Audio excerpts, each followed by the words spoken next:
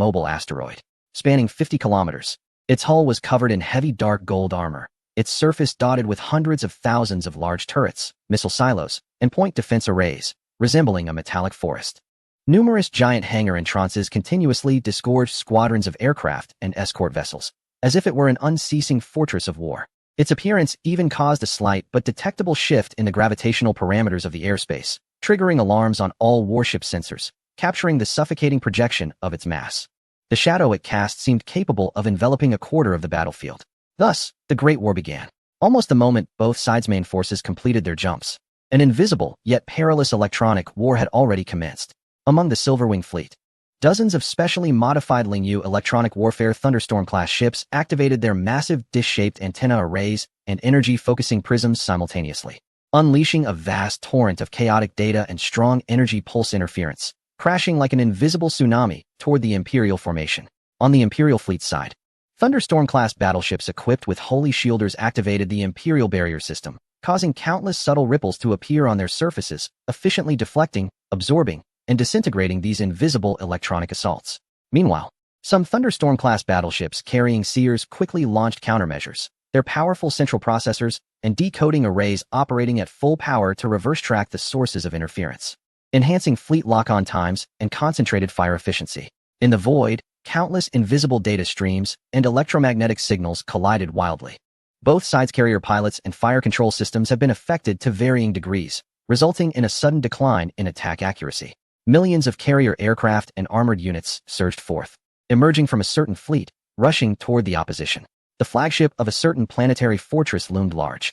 Inside the massive command center at the fortress's core, the governor of a specific star region stood with his hands clasped behind his back, calmly scanning the tactical star map. The Green Legion, Blue Allies, and Golden Comrades had completed their formation, confronting the red dots of the opposing fleet 200 kilometers away. Behind the fleet, hundreds of spatial channels were continually expanding. Report to the governor. A senior tactical officer immediately responded, his voice tinged with a hint of awe.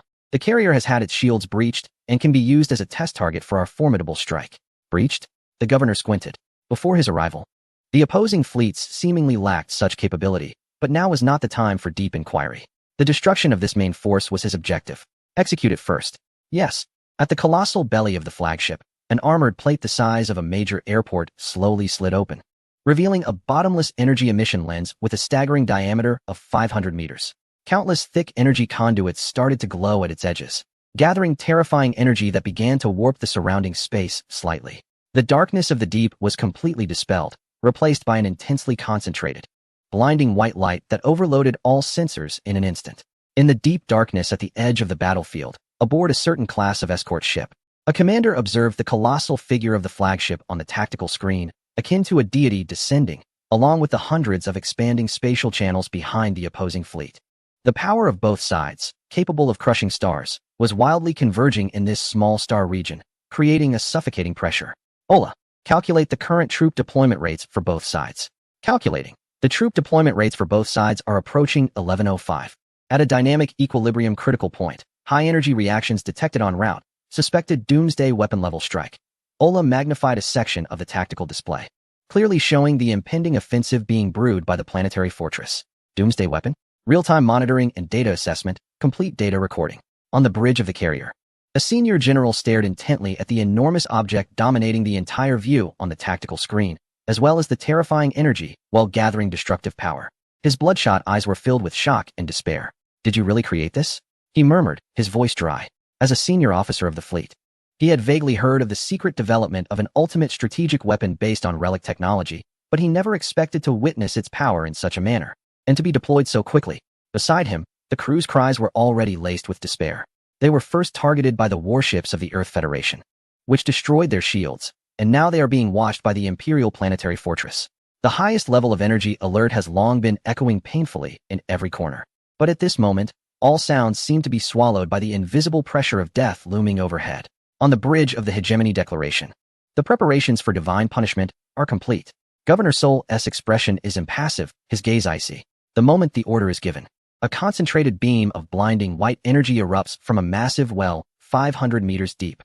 It is terrifyingly stable, showing no signs of dispersion, like a divine column of punishment hot enough to pierce through stars. Seconds later, This beam of death accurately strikes the Ashen Vow, a Gospel-class aircraft carrier, which is struggling to turn and attempting to make a final evasion. The point of impact instantly explodes into an unviewable, fierce brilliance.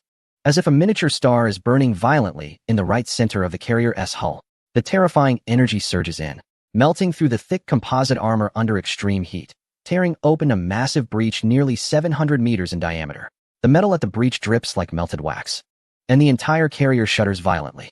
Internal explosions follow one after another. Ammunition depots, energy compartments, and thrusters explode in succession, flames erupting from various parts of the hull, quickly engulfing every compartment. Huge metal fragments and incomplete structures are hurled into the surrounding void by the shockwave of the explosions. In an instant, more than half of the lights on the carrier go out, leaving only the emergency red lights flickering helplessly in the spreading smoke. With stable power output lost, the hull begins to tilt uncontrollably to the right. Inside the scorching bridge, report damage. Major General Marlin coughs up blood, struggling to rise from the ground, grabbing the communicator and shouting, but his commands are mostly drowned out by the more piercing alarms and explosion sounds. The starboard structure is severely damaged. Main reactor supply interrupted. Reactors 3, 4, and 7 have melted down. Fire cannot be controlled. Damage control teams are uncontactable. Anti-gravity systems are about to fail. System damage is irreversible. Estimated total sinking in just 6 hours. On the bridge of the Astro-class frigate, Target Ashen Vow, Battlefield ID-01, has lost combat capability. Data from the Imperial Divine Punishment System has been recorded. Peak energy output, penetration effect. Shield neutralization efficiency data has been archived. Can the Vortex of Death withstand this? Based on data simulation, all energy hits. Estimated shield remaining 126. Lu Ling gazes at the unmatched might of the Imperial Planetary Fortress on the star map, and the reinforcements of the Silver Wings, though heavily damaged, still pouring in madly. The previous hint of amusement in his eyes gradually cools down. The prey he was targeting has been taken away by the Empire, and the 300,000 star coins worth of ammunition has gone to waste. Ola, begin simulation. Based on the previous troop deployment rates of both sides, analyze who will win. Simulating. Comprehensive intelligence analysis. Probability of the Pasha Empire defeating the Silver Wings. 6,266. Very good. If we intervene, reanalyze the winning side. Lu Ling paused for a moment, his gaze seemingly penetrating the hull of the ship, envisioning a more distant future. What I mean is, using the Silver Wings to restrain the Empire, ensuring that their main forces are all buried here. Then, this star domain will no longer have any power to stop us. After all, landing operations take a lot of time. Logical reasoning in progress. Feasibility assessment. High. Execution plan. Utilize our electronic warfare and maneuverability, firepower delivery advantages. Fabricate battle reports and data, and precisely balance the casualties on both sides. Unexpected variables. The Empire may deploy more planetary fortresses, but based on current intelligence analysis, the probability is less than 0.01. Risk, extremely high, will be facing two major forces simultaneously, need to pay attention to diplomatic depth. Reward, extremely high. Can eliminate the Empire's main military force in the Koshi constellation, clearing obstacles for subsequent operations. Risk? Lu Ling chuckled lightly. From the moment we stepped into this starry sky, which step has been without risk? Execute it, Aura. I authorize you to intervene directly and cooperate with Sai Rue in battle. Let us add fuel to this feast. I want the Empire and the Silver Wings to spill their last drop of blood here. Command confirmed. Control of both sides' command links has been obtained. Monitoring in progress. Loading real-time casualty ratio data. Focus fire on the following target. Empire's 9th Assault Fleet Unit 0307011. Time limit 32 seconds. Focus fire, Sai Rue, action. Chapter 183. Shadow Kill. The void at the outskirts of the DT-77 stellar zone has now completely transformed into a burning hell. The scorching light of the star is overshadowed by the more blinding flames of destruction, as the fearless fleets of the Empire and Silver Wings unleash their full firepower. Hundreds of energy beams weave through the dark sky like a shuttle of death, creating a massive death net covering hundreds of kilometers. The front line is being stretched to a depth of 300 kilometers amidst brutal attrition. The battle is fierce, with both sides having a similar number of battleships. However, the Silver Wings hold a slight advantage in long-range firepower with 4 additional fearless ships. On the other hand, the Empire possesses a planetary fortress, 5 fully staffed Star Fury-class battlecruisers, and 10 fully staffed Prayer-class cruiser fleets. These highly mobile fleets construct a thicker and more solid defensive line for the Empire. Fearless ships and battleships form a position, exchanging fire in the void, with countless missiles trailing their paths, weaving a dazzling yet deadly display of fireworks. Aircraft carriers operate like busy beehives, continuously delivering forces to the battlefield. Thousands of carrier-based aircraft and cavalry engage in fierce combat across the vast war zone. With many formations running out of ammunition, returning with heavily damaged airframes for resupply, and then taking off again to strike. The Empire's 5-star Fury-class battlecruiser fleets, leveraging their high mobility advantage, maneuver towards the Silver Wings main formation, gradually opening a distance of 350 kilometers to carry out precise long-range fire suppression. Meanwhile, the 10 Prayer-class cruiser fleets of the Empire split into 10 groups, assisting their carrier-based aircraft and cavalry in tearing apart the Silver Wings' approaching mobile troops. At the same time, the hundreds of conventional fleets from the Zhuangbai family and the 50 elite strike Storm-class ships from the Marquis of Jinlan have connected to the Empire's highest command link, aiding the Prayer-class cruiser fleets in breaking through the blockade of the Silver Wings. At the highest point of the Imperial formation, the Hegemony Declaration planetary fortress looms like a titan from myth, its surface bristling with tens of thousands of turrets. Each synchronized volley seems capable of tearing the stars apart, casting shadows that could engulf an entire fleet. At this moment, its heavy shields ripple continuously, absorbing the intense concentrated fire from the Silver Wing's long-range artillery. However, at that very moment, the 5th Assault Fleet of the Silver Wing has completed its jump preparations and is quickly departing. This unusual movement is immediately detected by the Empire's keen sensors, and 2 minutes later, an assault battleship fleet of the Empire begins to change course, heading toward the Karasi acceleration trajectory, jumping away one after another. On this grand battlefield, countless minute details are instantly captured and analyzed by the command centers of both sides, leading to responsive measures. In a situation where technological levels are evenly matched, both sides can only continue to deplete each other's forces and reinforcements until ultimate victory. The Silver Wing Resistance's 1st Legion, the Judgment-class battleship Determined Soul, command center on the bridge. Compared to the external chaos of destruction, the bridge is filled with an extreme, oppressive busyness. Personnel move briskly but silently, interdepartmental communications are concise and efficient, and every face is etched with solemn focus. Commander Kaviki stands like a rock in the central command seat. His face, marked by the ravages of time and war, bears no expression. Only his deeply set eyes reflect the crimson starfield scorched and squeezed by the Empire's steel tide on the main tactical screen. Report. An Imperial 250-unit Star Fury-class battlecruiser is maneuvering above our line, attempting to seize a positional advantage at a range of 350 kilometers. Which fleet is closest to them? The 11th Assault Fleet, the tactical deployment officer responds. Order the 11th Assault Fleet to maneuver towards them. Control the enemy ships within 200 kilometers for fire interception. Coordinate with the Ash Redemption, and deploy 30 squadrons of carrier-based aircraft, 3000 aircraft, for an assault. Before the words fell, the radar officer urgently reported again. Report. Detected an Imperial formation of 500 Prayer-class cruisers cutting into the defenses of our 3rd, 10th, 4th, and 12th Assault Fleets in a wedge formation. The front line of cavalry has suffered severe losses. The ships of Freedom's evil and necessary evil unleash the super divine punishment. Concentrate fire on them. Report. The main cannon energy of the enemy planetary fortress is gathering. Expected to fire again in 1200 seconds. Damn it. A senior deployment officer couldn't help but shout. Several senior deployment officers at the tactical table are already sweating. Even with the Silver Wing's robust forces of 20 battleships and 10 aircraft carriers, the multi-front assault is hindered. And with the main force under the looming threat of the planetary fortress's sword of Damocles, it seems that no matter which side they choose to support, it will lead to the complete collapse of the other side. At that moment, Commander Kaviki slowly shifts his gaze away from the suffocating energy readings of the planetary fortress. Order the Celestial Knights of the Shadow Killers to strike immediately. Break into their fortress and destroy that main cannon. Yes, the Soul of Determination, K209 core hangar. Beneath a dome rising 50 meters high, 150 Shadow Slayer special combat mechs lie in wait, like dormant metal giants, silently fixed in their launch racks. Their streamlined bodies are covered in a dark, wave-absorbing coating that reflects almost no light, with only faint blue glows pulsing at the joints and weapon interfaces, reminiscent of a sleeping giant's heartbeat. Knight Commander Alge sits in the cockpit of Shadow Slayer 01. The canopy open as an engineer conducts the final neural connection check on the docking bridge. His expression is stern, a deep scar running from his brow to his chin, adding an air of battle-hardened ferocity to his demeanor. The neural connectors below his neck deeply link him with his mech, merging man and machine into one. He is performing the last synchronization rate calibration before deployment, his sharp gaze scanning the torrent of data cascading across the holographic screen. Nearby, Vice Commander Sarah, his sister, designated Shadow Slayer 02, is undergoing the same process in her cockpit. Her eyes are focused, fingers dancing rapidly over the virtual control panel.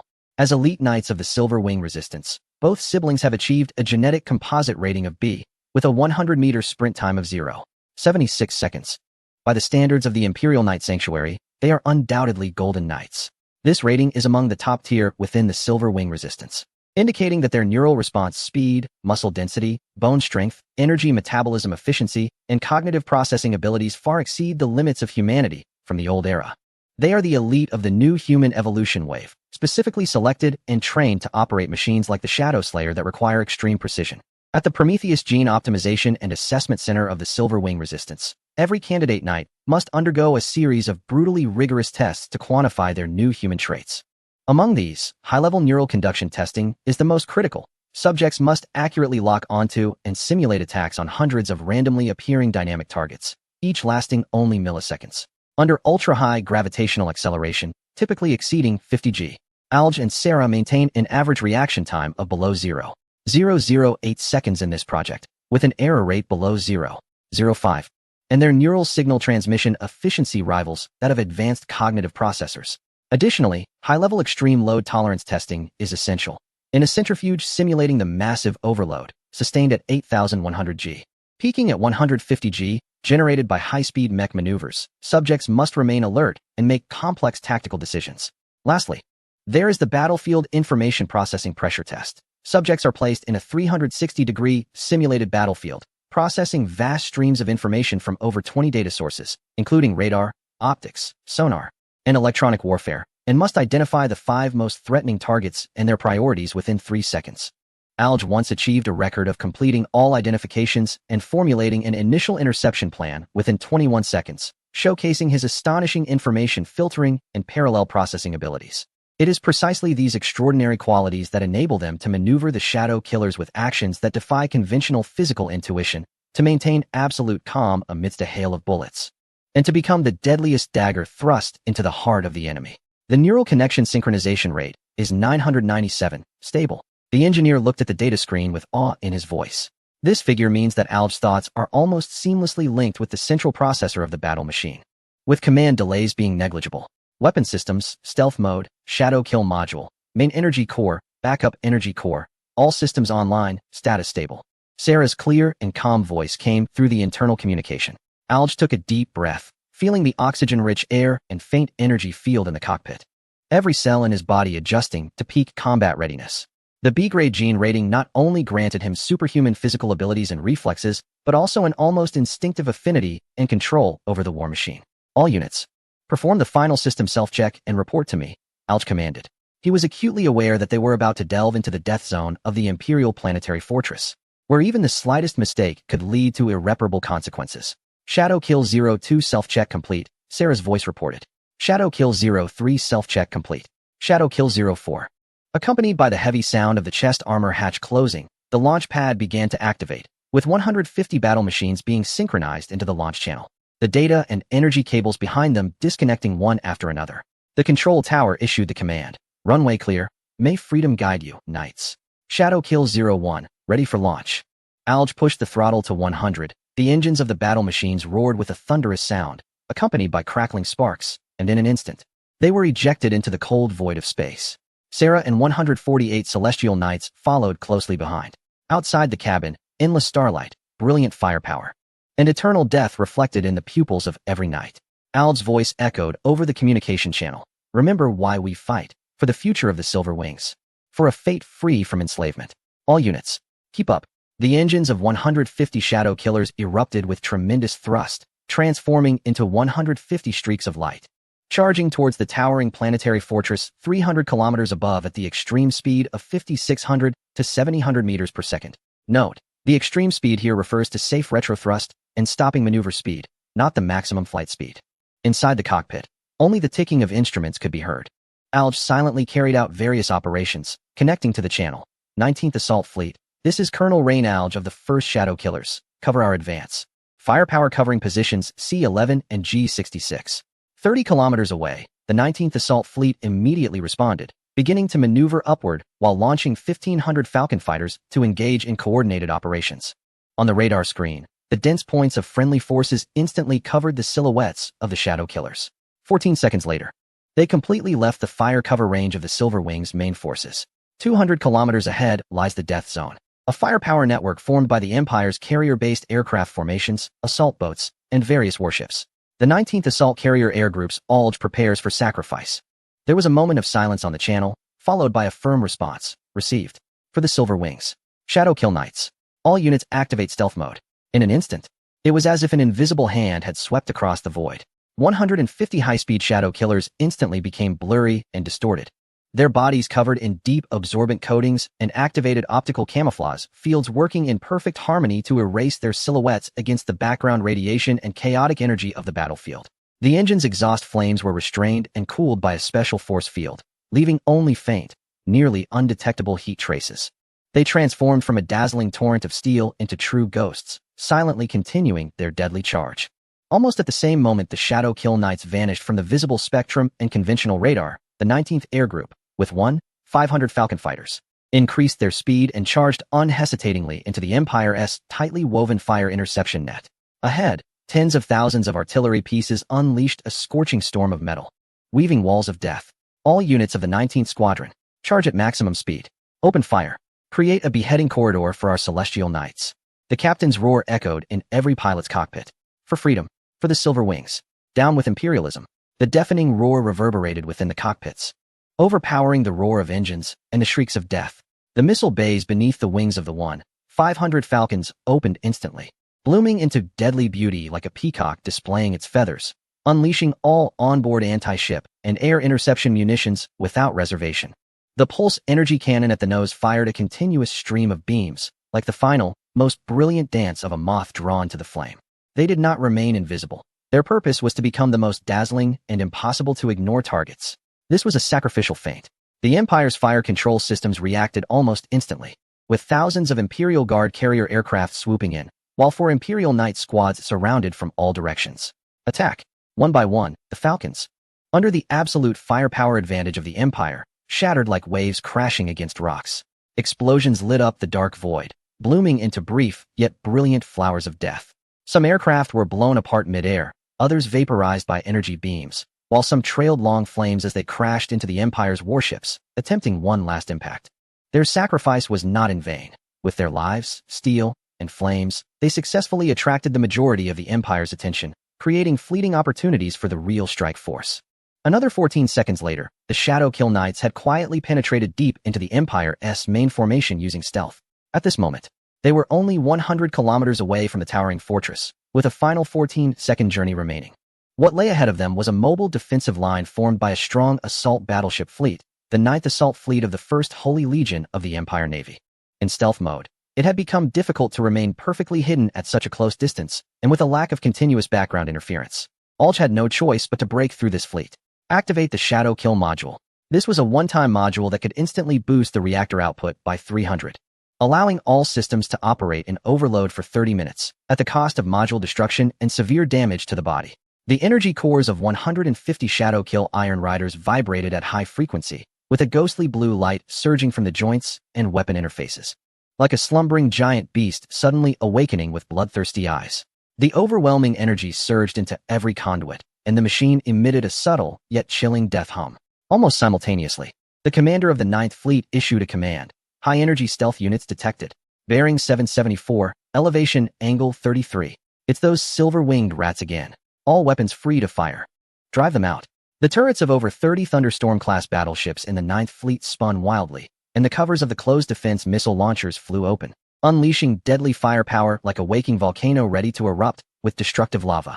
However, at that critical moment, hundreds of blazing white lines emerged from the void below, resembling cold, precise whips that struck the flank of the 9th Fleet with incredible accuracy from hundreds of kilometers away. Enemy attack. Where is the enemy attack coming from? Can't find the target? Those silver-winged rats. How is that possible? Report. Shield down on Vessel 903. Armor segments D34, D26, and D27 breached. Just as they searched for the target, the next wave of projectiles struck, hammering down on the Thunderstorm-class battleship 903, turning the massive vessel into a sieve in an instant. With all lights dimming, where is this attack coming from? The commander of the 9th Fleet calmly searched, but found nothing. Track the ballistic trajectory. Prioritize intercepting those silver-winged rats. Report. Captain of 903 requests to abandon ship. Before the deputy commander could finish speaking, another wave of attacks followed. 903 has been destroyed. Repeat. 903 has been destroyed. A brilliant fireball erupted. The commander of the Ninth Fleet was stunned. How could a battleship sink in just over 10 seconds? However, war is merciless. And before he could react, another report came in. Report. Vessel 907 has suffered an unknown attack. Requesting electronic ship assistance for counterattack. 907 has been destroyed. Repeat. 907 has been destroyed. Report. Vessel 9011 has suffered an unknown attack. The commander of the Ninth Fleet shouted, "Permission to abandon ship. Permission to abandon ship. 9011 has been destroyed." Repeat. 9011 has been destroyed. The ballistic tracking was completed. Optical radar found it. Below at 400 kilometers, bearing 33. What is that? My God. Below them, 13 oddly styled warships appeared like ghostly guillotines, unleashing waves of projectiles like long whips that lashed at their fleet from 400 kilometers away. Strange. Too strange. The commander of the Ninth Fleet was forced to divert his attention from the impending encounter with the Shadowkill Knights to respond to the sudden and deadly threat from the flank. The entire fleet's formation fell into chaos due to this fierce strike. Hurry, report. Defensive formation evasion. Charge all energy shields and engines. The fleet commander could no longer remain calm. 3 Thunderstorm-class ships were destroyed in just 30 seconds. Despite his years of combat experience, he had never witnessed such rapid and fierce concentrated fire. Were those ghost warships hidden trump cards of the Silver Wings? However, he was unaware that the report would sink without a trace, and soon received a response from the command center. Maintain mobile defensive positions. Reinforcements are on the way. Alger seized this opportunity precisely. Although in his eyes, 3 battleships quickly turned to wreckage, it did not hinder him from executing his ultimate goal. Now, everyone, full speed, penetrate them. The Shadowkill Knights did not look back at the battlefield behind them, which was thrown into turmoil by the Tornado fleet. For the planetary fortress of the hegemony was close at hand. This final distance was a stairway to the deepest part of hell. The planetary fortress itself was an armed fortress with independent will, armed to the teeth. Detected ultra-high intensity, close defense firepower net. Density index exceeding critical. Dense close defense artillery arrays. Pulse laser arrays.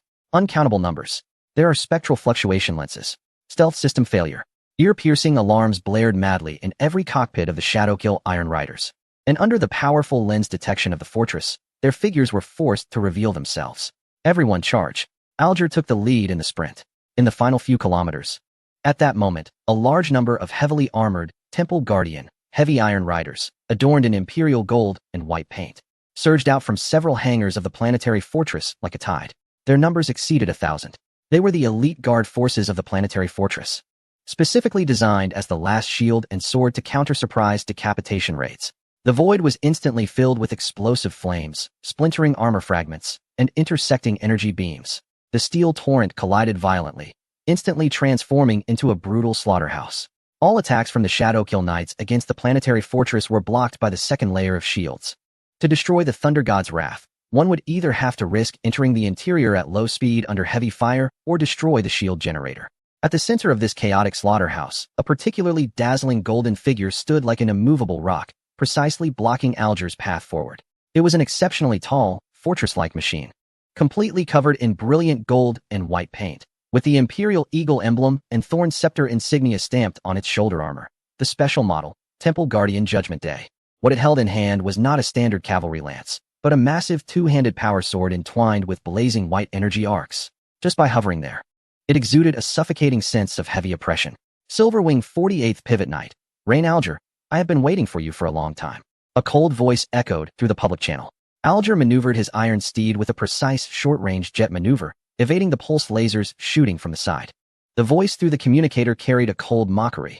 Gavin, I knew that watchdog of yours would be here. Your sharp tongue won't save you, nor will it save Silverwing. The commander of the Imperial Hegemony's Vanguard Knight Order, Gavin, maintained his icy tone, but Alger, familiar with him, could sense the burning battle intent beneath the cold exterior. 3 months ago, you narrowly escaped the Battle of Silent Star. Today, you and your Shadowkill Knights will be buried here together. The thrusters behind Gavin suddenly unleashed a dazzling stream of particles, and the massive machine displayed astonishing initial acceleration. With both hands raised high, the heavy sword crackled with energy arcs, dragging a bolt of blinding lightning toward Alger in a fierce charge. In the vacuum, this strike carried pure kinetic energy and mass, as well as the destructive energy of high-energy particles on the blade. Bring it on. Let's settle old scores and new grudges together. Alger laughed heartily, the engines roaring as he fearlessly charged forward. Just as the two were about to collide, Alger's iron steed suddenly dipped, gliding past the edge of Gavin's sword at an extremely tricky angle. The high-frequency particle vibrating sword in his hand lunged straight for the cockpit of Gavin's craft. Gavin seemed to have anticipated this, as the pulse side cannons on either side of his chest instantly fired, accurately striking Alger's sword ridge and scattering brilliant sparks. This force also caused Alger and his machine to drift backward. At that moment, a Temple Guardian seized the opportunity and lunged from the side, attempting to flank him. Alger reacted swiftly, maneuvering his iron steed hundreds of meters away in an instant, deploying floating cannons that locked on with precision. Accompanied by dozens of lasers firing rapidly, the Temple Guardian exploded into a burst of flames in an instant. Faced with the dense rain of fire, Alger maneuvered Shadow Kill to retreat rapidly while simultaneously activating shoulder-mounted missile pods. Several short-range combat missiles, trailing fine streaks, were launched toward Gavin. Gavin did not dodge. The small close-range pulse cannon on the head of his craft fired instantly, accurately detonating the missiles one by one just before they reached him, transforming them into expanding fireballs and clouds of debris. The two sides exchanged blows, becoming a golden and blue streak of light entwined together. Gavin, with immense force, aimed to crush with absolute power with every strike. Alger, on the other hand, showcased the ultra-high maneuverability and precise strikes of Shadow Kill to the fullest, constantly seeking weaknesses in his opponent. The golden heavy sword and the eerie blue lightsaber clashed repeatedly against the cold backdrop of the universe, erupting in silent, yet dazzling bursts of energy. Each maneuver was accompanied by precise ignition of thrusters and adjustments in posture, performing a dangerously exquisite dance of death in the weightless environment. The duel between these arch-rivals unfolded once again amidst the chaos of battle. Chapter 184. Life burst like fireworks. The universe was deep and boundless. No one noticed that, outside this chaotic focal point, a fleet silently completed its tactical maneuver like a shadow. 12 Tornado-class training ships synchronized to leap 100 kilometers upward, their dark gun muzzles locking onto the massive object 400 kilometers above. Indeed, the second target of Aura was this. Target locked on, enemy planetary fortress. Switch to electromagnetic pulse ammunition, 3 rounds concentrated fire. Orders from the commander have been issued. The Tornado fleet launched hundreds of brilliant white beams, instantly tearing through the void, crossing 400 kilometers and accurately striking the heavy shield of the Dominance Declaration. An energy ripple erupted in the strategic command center of the Dominance Declaration. Various minor and moderate alarm sounds intertwined with the urgent reports of officers, forming an absolute order. Report. The energy block density of Shield A39 is decreasing. According to spectral analysis, electromagnetic attack is suspected. The energy load at the shield contact point has increased by 15, frequency shift detection is normal, and self-adaptive adjustments are underway. Coordinate the shield generators from zone A30 to A50, increase energy distribution by 8%, and fine-tune the frequency to electromagnetic resistance mode. The overall stability of the shield is maintained at 924, with fluctuations within the expected range. All data streams clearly indicate that this seems to be a routine attack, albeit fierce, but entirely within the response capability of the Empire's latest generation of Holy Shield defense system. The system responded promptly, and parameter changes aligned with tactical predictions. However, Energy Defense Officer Ross, a seasoned major with over 30 years of service in the Empire's Naval Energy Control Department, subtly furrowed his brow. An indescribable intuition, born from countless real combat experiences, rang alarm bells in his mind. Looking at the data on the screen, he felt a sense of unease. It was too standard, almost perfect. The last lesson was fresh in his mind. That captain now lay in a grave. After a moment of silence, Ross decided to take another look. Report. The energy block density of shields A40 and A41 continues to decrease. Capacitor energy remaining at 40. Reactor feed needs to be replenished. Shield stability maintained at 922, with fluctuations within the expected range. Just then, above them, the governor of Karasai Province, Seoul, sent an inquiry. How long until the Thunder God's punishment? 1,240 seconds. Governor, why is there a delay compared to the last report? The Tactical Energy Coordination Officer immediately responded. Due to the abnormal decrease in energy density in certain shield blocks. Per the Fortress Defense Regulations, energy has been prioritized for shield reinforcement. Governor Seoul then asked, what is the shield stability? 921. Lower the defense standard to 80, and allocate the remaining energy to deliver the Thunder God's punishment. Governor Seoul's command was cold. We must quickly eliminate the fearless fleet of Silver Wings and end this farce. Understood. Beside him, Energy Defense Officer Ross's frown grew tighter, suddenly lowering shield energy output. With the enemy's main force of fearless ships on the prowl and an unknown attack looming, but he could not defy the governor's direct orders. To be safe, he sent a command to the engineering department of the energy diagnostic system. Activate the Doppler resonance radar detection device. Perform an L3 level deep spectral scan on the external interfaces of shield generators A39 to A41, and I want the raw, unprocessed echo data. Also, start the manual physical density detection. Major? The auxiliary officer beside him showed a look of astonishment. A real-time scan of L3 level depth would consume a large amount of computing resources, and manual inspection would require deploying a maintenance craft. Currently, the external airspace was extremely dangerous for executing the command. The instruction was quickly relayed to the deep deck of the Energy Diagnostic Engineering Department responsible for that area. The head of the engineering department, a middle-aged man with graying hair and wearing an oil-stained work uniform, looked at the instructions on the data board with a furrowed brow. What the hell does this mean? He muttered, slamming the data board onto the control console. It's chaos out there, with shells and missiles flying everywhere. And you want to conduct a high-precision manual density check on the A39 to A41 shield generators? Has the internal monitoring system gone blind? The deputy director, a younger-looking but weary-eyed technical bureaucrat, adjusted his glasses and replied with a hint of indifference. Director, since it's an order from the major himself, we just have to follow it. The inspection itself isn't difficult. It's just taking the maintenance craft out for a spin and using physical probes to check the shield density. Why not send a few of the new interns from the hangar? They need to gain field experience anyway. Are you kidding? The senior director's eyes widened, anger flaring up. Do you think this is a stroll in the garden? This is the front line. Stray bullets could tear that little craft apart. Are you really suggesting we send a bunch of rookies to their deaths? Be cautious. Pull a few experienced hands from the veteran team, the most skilled ones, and make it quick. The engineering department's dispatch team did not dare to delay and quickly assembled an emergency inspection team of 6 experienced engineers. The leader was Malcolm, a senior shield diagnostic engineer who had served as a veteran engineer on the flagship for 20 years. At the small maintenance dock, the maintenance craft, a 15-meter-long, maintenance B-class vessel, quietly hovered on the magnetic lock. The hull, numbered 1477, had some faded white paint. Malcolm, clad in heavy protective gear, was checking the precision sensor array mounted on the craft one by one. Behind him followed 5 team members, also dressed appropriately, and the atmosphere was somewhat tense. Make sure to check everything carefully: life support systems, remaining propellant, sensor calibration. Don't let anything go wrong. Malcolm's voice came through the helmet communicator, tinged with a hint of fatigue. Understood, boss, responded a younger engineer named Leo, a top technician in the team, but clearly uneasy about going out into the field at such a time. Malcolm was the last to board the maintenance craft, and the heavy hatch slowly closed. He took his seat in the cockpit and connected to the port tower channel, his voice returning to a business-like calm. Maintenance tower, maintenance B1477 requesting departure. Task code 16177S. Target A39 to A41 shield generators, in the armor zone outside the fortress. There was silence on the other end for a few seconds, as the tower dispatcher seemed surprised by the timing of this task. Maintenance B1477. That airspace is under heavy fire. Are you really going out at this time? I need to double-check. A second later, a reply came, sounding more resigned and concerned. Worker B number 1477, permission to depart granted. Must strictly adhere to wartime safety protocols and avoid combat zones. Please return safely.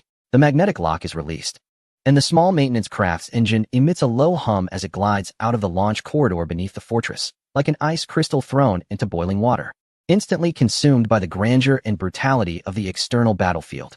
Inside the cockpit of the 1477 maintenance craft, the cramped space is filled with the low hum of instruments and the faint sound of circulating air. Malcolm grips the control stick tightly, carefully maneuvering the craft to hug the massive, cold armored exterior of the planetary fortress as it slowly ascends toward the target area. Through the narrow, reinforced observation window ahead, the sight leaves everyone inside the cabin momentarily breathless. The void is no longer a dark curtain, but a boiling hell filled with countless explosive flashes, crisscrossing beams of energy, and a storm of flying metal debris. In the distance, the silver-winged shadow assassins and the Empire's temple guardians clash, transforming into a dazzling spectacle of death. Even further away, swarms of carrier-based aircraft take off, dive, and fall like a hive of bees. In this battlefield, the maintenance craft appears as insignificant as a small boat amidst raging winds and giant waves, easily torn to shreds by the slightest turbulence. A collective gulp of dread fills the cramped cabin, suffused with a silence that mingles fear and shock. My God, how did they manage to breach our territory? Mutters the youngest engineer in the group, his voice trembling as he has just graduated from the Naval Engineering Academy of a certain empire less than a year ago. An older engineer scoffs, his voice carrying the weight of experience. How did they get here? They came with their lives, of course. Each of these cavalry units is worth hundreds of our worker bees. In battle, it's like shattering porcelain, shattered into pieces. Another engineer sighs. I was just in the mall yesterday listening to some knights on leave bragging about their annual salaries of 5 million credits, owning several estates on colonial satellites, and having enough wives and lovers to form a football team. Now, looking at this, it's clear that money is indeed earned with lives. They deserve what they get. My wife is due next month. Another voice chimes in, filled with endless concern. I've saved 10 years' worth of wages for our child's genetic optimization. If I don't make it back, ugh, what am I saying? Malcolm does not engage in the discussion. He is fully focused on avoiding the occasional stray bullets and waves of explosions, but the conversations of his team reach his ears clearly. He takes a deep breath, forcing down the unease in his heart, and says in a deep voice, enough chatter. Let's focus on the mission, and once it's done, hurry back. Everyone, prepare the drones. The maintenance craft carefully navigates around stray bullets and debris from explosions, heading toward the designated outer area of the A-39 to A-41 shield generators. The closer they get to the outer wall of the shield generators, the more they can feel the tingling radiation energy emitted by the enormous energy barrier protecting the fortress. The fierce external attacks hit like a giant hammer, sending waves crashing against the shield's force field with each strike. Everyone is stunned. No. The shield is about to collapse. Lee Ao's pupils contracted sharply as he monitored the real-time data. The shield stability had consistently remained above 90. Forget about it. Authorize the opening of the maintenance hatch and quickly deploy the Doppler resonance detection device. A device with a diameter of 3 meters and a length of 5 meters was ejected from the abdomen of the worker bee and docked into the open maintenance hatch. This expensive and precise equipment was generally kept as a backup physical means. It was one of humanity's wisdoms in dealing with intelligent machines since the Dark Age. Of course, one could also say that keeping high-value items outside was very risky. The Doppler resonance radar initiated deep spectral scanning, and data was being collected. At that moment, another wave of attack struck, causing the shield to surge again, followed by a spreading electromagnetic storm. Damn it! Have the frontline troops been wiped out? How could such fierce firepower be projected directly? Stop talking. Data collection is complete, generating the raw echo data spectrum now. Simultaneously conducting manual density checks and deploying tethered physical detection drones. As the hatch slowly opened, Lee Ao skillfully released a detection drone from his backpack. This drone was about the size of 2 palms, with a thin line connecting its tail to the analysis backpack behind him. The team members nervously operated the instruments as data streamed rapidly across the screens. At first, everything seemed to match the data feedback from the command center, with strong and stable readings of the shield energy field. However, as the scanning progressed, especially when the drone relayed high-precision physical density data, everyone's expressions changed. This is impossible, an engineer exclaimed in shock, pointing at the screen with trembling fingers. The actual energy density reading for Block A40 is 67 lower than what the system shows. The structural resonance frequency has shifted severely. A41 is worse. Density loss exceeds 72. Microscopic energy fractures are spreading in localized areas. The echo spectrum indicated that the internal energy structure was undergoing a chain reaction of fatigue fractures. What the hell are those idiots on the bridge doing? Even now, they're transferring energy to the main cannon? An engineer shouted in despair. Malcolm's heart sank. Quick, calculate the true strength of the shield on the spot. No need to measure. Lee Ao pointed to the observation window. Block A41 has broken. As if to confirm his words, with the last wave of assault, the shield in the A41 area crumbled piece by piece, ultimately vanishing completely. Through the void, they even saw the pure darkness of the universe behind and the brilliance of a massive star. We're finished. The Iron Riders have breached. Dozens of silver-winged, ash-gray Iron Riders swiftly penetrated, followed by hundreds of Imperial Iron Riders that clung tightly. But this offered no sense of security to the crew of 1477. Quick, package the data and send it to the command center. Malcolm hurriedly closed the hatch and piloted the worker bee towards the nearest aircraft carrier's launch deck to escape. Just then, a silver-winged shadow-killing Iron Rider that had just eliminated an enemy received a high-threat attack alert, precisely locking the worker bee below, within its targeting circle. The commander still has time to give orders? He barely had time to think, as at least 18 Imperial war machines were fiercely pursuing him from behind. He quickly pressed a few buttons, and 2 locked torpedoes detached, their dark bodies suddenly igniting with bright trails as they sped towards the worker vessel. A few seconds later, that small craft erupted into a fireball and debris. On the command bridge of the Dominance Declaration, at the Energy Defense Command seat, Major Ross saw the shield status icon on his screen still displaying a stable and reassuring green. Current shield overall stability, 921. It was not until 3 minutes later that a furious and desperate communication forcefully interrupted his private channel. Coming from the old head of the engineering department, Ross. What the hell are you doing? My men have all sacrificed themselves. You know it's dangerous out there, and yet you still gave this order. Didn't you check all the monitoring data? Did you have to use my brother's lives to fill the gap? Are you satisfied now? Huh. Major Ross was taken aback and murmured, how could there be an incident with the shields up? On the other end, the old chief's voice was a blood-curdling scream. That's a combat zone. This is war. What? Are you some sort of god, Major Ross? You butcher. I will ensure you face a military court according to regulations. The communication abruptly cut off. Major Ross sat frozen in his seat, staring at the glaring, deceptive green with a sense of helplessness. A cold dread, as if an unknown entity was watching him, crawled up his spine, spreading throughout his body. Chapter 185. Divine Punishment Outside the Dominance Declaration at the breach of the A41 shield. Facing the assault of over 1,000 Imperial Guardians, the remaining less than 100 silver-winged Shadow Knights, under Alg's command, passed through the gap that had just been forcibly torn open by the Tornado fleet, navigating the outer armor of the planetary fortress that was layered like mountains and filled with countless turrets. Concentrated pulse lasers. Crossfire. Evade. Dodge. We're out of ammunition. Push in. Go. Alg showed no hesitation as the engines of the war machines overloaded, emitting a final blue glow. The machines, like moths to a flame, charged into the endless dark entrance first. Sarah and the remaining Shadow Knights followed closely, completely abandoning their lives. Boss, I'll hold the rear. The Shadow Knight who had just launched the torpedoes spoke hoarsely, leading his squad of 60 remaining war machines, resolutely turning around to block the incoming Imperial Guardians with their steel bodies, forming the last fragile barrier. Outside the passage, Gavin drove his conspicuous Judgment Day, charging like a war god through the rear line of the Silver Wings, each swing of his giant sword igniting explosions, as several Shadow Knights turned to scrap metal beneath its blade. But this also provided Alg with an opportunity. Inside the passage, the journey of death was just beginning. Wait, what is that? Wall-mounted automatic laser cannons? They even installed automatic weapons in the gun barrels. The passage was too narrow. There was insufficient space to evade.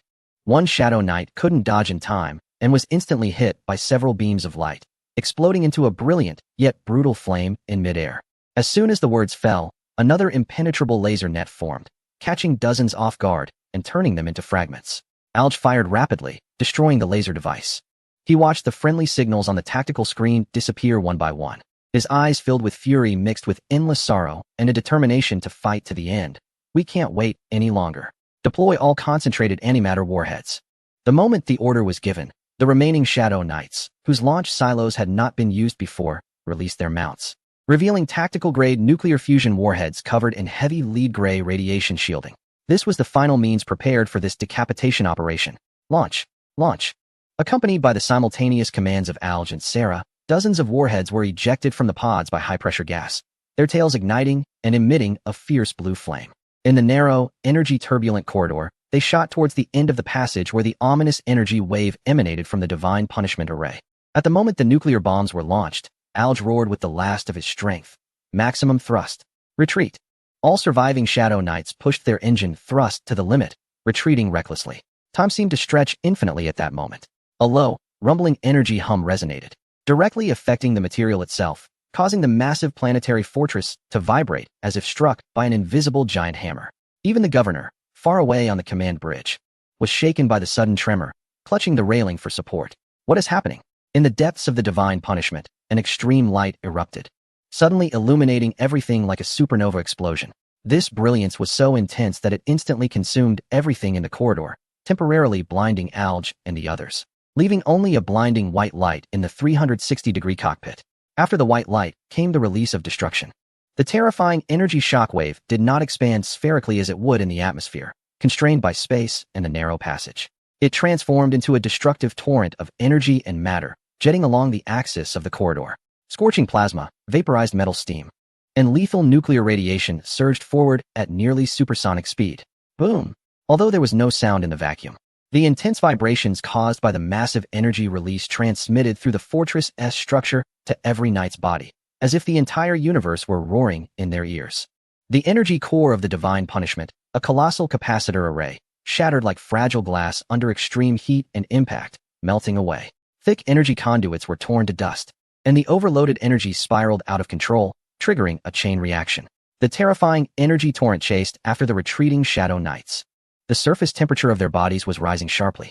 Despite having retreated a distance, the residual power of the nuclear explosion remained deadly.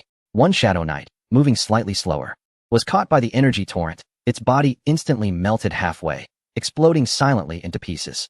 At the exit, the fierce battle between the Empire and the silver-winged cavalry was interrupted by a blazing torrent of destructive white energy surging from the passageway. The sight sent chills down their spines, causing them to abandon the fight and frantically scatter in all directions to escape. What madness! With their superhuman reflexes and mechanical capabilities, Alge and Sarah narrowly skimmed the edge of the torrent, feeling the scorching energy sear their outer armor. Then, the energy deluge poured out, shooting into the void as countless escort ships swerved to avoid it. The Empire's ultimate weapon was utterly destroyed in the most extreme and brutal manner possible. Yet, the channel was left in utter silence. Out of the 150 knights who set out, fewer than 5 could still respond. The rear guard had been completely annihilated under the assault of the temple's guardians, and most of their comrades who had charged into the core were also lost to the flames of the nuclear explosion or the previous bloodbath. Sarah's weak voice came through, trembling with the relief of survival and immense sorrow. Did we succeed, brother? Alge looked at the still-churning remnants of destructive energy, and then at the nearly blank list on the tactical screen. His voice was hoarse and heavy. I guess so. Let's go? The taste of mission success was devoid of sweetness, filled only with the iron tang of blood and endless weight. They had paid the price of near-total annihilation to pull the sword of Damocles from above the silver wings. At the command center of the Hegemony Declaration planetary fortress, the violent tremors caused by the nuclear explosion felt like the roar of the planet's core, clearly transmitted through the thick deck and multiple shock-absorbing systems to every corner of the bridge. The lights flickered momentarily, and there were slight disturbances in the data streams on the console screens. Several officers swayed from the unexpected shock, spilling their coffee. However, for this immense steel structure, with a long axis of an astonishing 50 kilometers resembling a small mobile planet, this jarring impact felt more like a rough bump than a serious injury. The grandeur and sturdiness of its main structure far exceeded ordinary imagination. Governor Sol held on to the armrest of the command seat, easily countering the inertia with this support. A barely noticeable twitch crossed his face, which usually maintained the dignity and calmness of an imperial governor. Report. An ultra-high-intensity energy explosion occurred in Area A7, with energy characteristics identified as tactical antimatter nuclear fusion weapon. The tactical officer's voice was filled with shock, but retained a professional calm. The damage control team has taken control, and personnel casualties are being assessed. Area A7 is confirmed as the core zone of the ultimate weapon. The defense officer's voice followed, quickening in pace. Many internal sensors have failed. The last effective data received indicates that structural damage in that area is approximately 45. With the energy focusing array and the main energy hub completely destroyed, the weapon system has completely lost response. How did they break through the surface shield defenses? A senior advisor exclaimed in disbelief. A high-speed impact against the shield would disintegrate like hitting a wall, while a slow approach would have been thwarted by the Imperial Temple Knights. Sitting nearby, Major Ross felt a cold sweat bead on his forehead. Sure enough, the next moment, Governor Sol's icy gaze turned toward him, calling him out by name. Major Ross's body stiffened, and he quickly stood up and walked forward, striving to maintain his composure as he saluted, Governor. Governor Sol's gaze lingered on him for a few moments, devoid of reprimand, only a detached scrutiny. Your energy monitoring system reported everything normal throughout the process. Major Ross swallowed hard. It was indeed normal. All shield generator sectors were stable. Oh, Governor Sol slightly tilted his head, signaling to his aide. The aide immediately operated the control panel and, moments later, spoke in a deep voice. Report. The sensors have been recalibrated, and comparing with the physical logs confirms that the energy shield in Sector A41 was continuously attacked by high-intensity fire and its density dropped to 0, resulting in overload. What? This is impossible, Ross exclaimed in shock, his face turning pale. The last global data I saw before I left was all stable green. The aide brought over his assistant. Governor, I don't know, the assistant stammered, almost losing pitch. 3 minutes ago, Major Ross ordered the Energy Diagnostics Engineering Department to initiate the highest precision manual physical inspection. Later, the 1477 maintenance vessel sent by the Engineering Department reported its signal lost, and all personnel were killed in action. Governor Sol's expression remained indifferent as he looked at the anxious Ross. 3 minutes ago, the external inspection unit lost contact. The shield may have developed a fatal flaw. Why was this not reported? Ross lowered his gaze in disbelief. 3 minutes ago, even just moments ago, all shield emitters were green, safe, stable. Could it be that I was under too much pressure and hallucinated? He began to doubt his nerves. even questioning the decades of experience and intuition he prided himself on. On the edge of this self-doubt, a nearly forgotten fragment of memory struck him like lightning in the dark. It was many years ago at the Empire's Naval Academy, where an old mentor, known for his insight and rigor, had once said in a firm voice while teaching extreme electronic warfare cases, "The intelligent machines have not yet perished. They are still lurking in some corner of the galaxy, even beside us, silently watching us." When all conventional logic points to an impossible conclusion, when the system is flawless and without a flaw, when your instincts are at odds, remember, the remaining absolute impossibility, 100, is the truth. So we humans ultimately triumphed over the intelligent machines. Impossible, absolutely impossible, Ross muttered unconsciously. Then he suddenly raised his head, his voice becoming hoarse and sharp with excitement. "It's the intelligent machines, Governor. It's not a system malfunction, nor an illusion. They have infiltrated our defense systems and tampered with the core data flow. Even the entire command center. What we see is what they want us to see. But all of this is an illusion." He almost shouted these words, as if he needed to use all his strength to hammer this shocking truth into the minds of everyone present. In an instant, the highly tense command center, once filled with the sounds of tactical orders and the hum of instruments, fell into complete silence. All the busy operators and officers involuntarily stopped their actions, raising their heads to focus their gazes on Ross. Their expressions were filled with disbelief, shock, and a kind of pity and detachment one might reserve for a madman. Great. Another one gone mad. This silence lasted for less than a second. Suddenly, a suppressed snicker broke through from an unknown corner, sounding particularly jarring in the stillness. Following that, like a chain reaction, more low laughter and sighs began to emerge. A young staff officer, holding a cup of energy coffee, was so startled that he jolted, spilling the hot coffee on his military pants. The colonel, the stern and meticulous aide-de-camp to Governor Sol, stepped forward, his voice cold and sharp like a knife. "A machine intelligence? Major Ross, are you suggesting that this machine intelligence quietly executed such a complex infiltration and data tampering right under the noses of our elite engineers and behind our robust firewall on the core of the most powerful planetary fortress in our empire, just to mislead you on a few data points?" His words dripped with open sarcasm and condescending denial. "And you, a senior major with over 30 years of service, responsible for the fortress's energy defense, are quick to blame an ethereal machine threat instead of considering your own judgment failures or negligence in the face of a significant tactical error. This is not only dereliction of duty, Major Ross. It is an appalling display of cowardice and absurd deflection." Ross opened his mouth, wanting to argue, but he seemed to see the governor's still expressionless face. He realized that here, in this fortress built on absolute authority and established rules, his truth was more pathetic than a mere joke. The governor didn't even spare Ross another glance. Take him away, conduct a psychological evaluation, and temporarily revoke all his access nodes.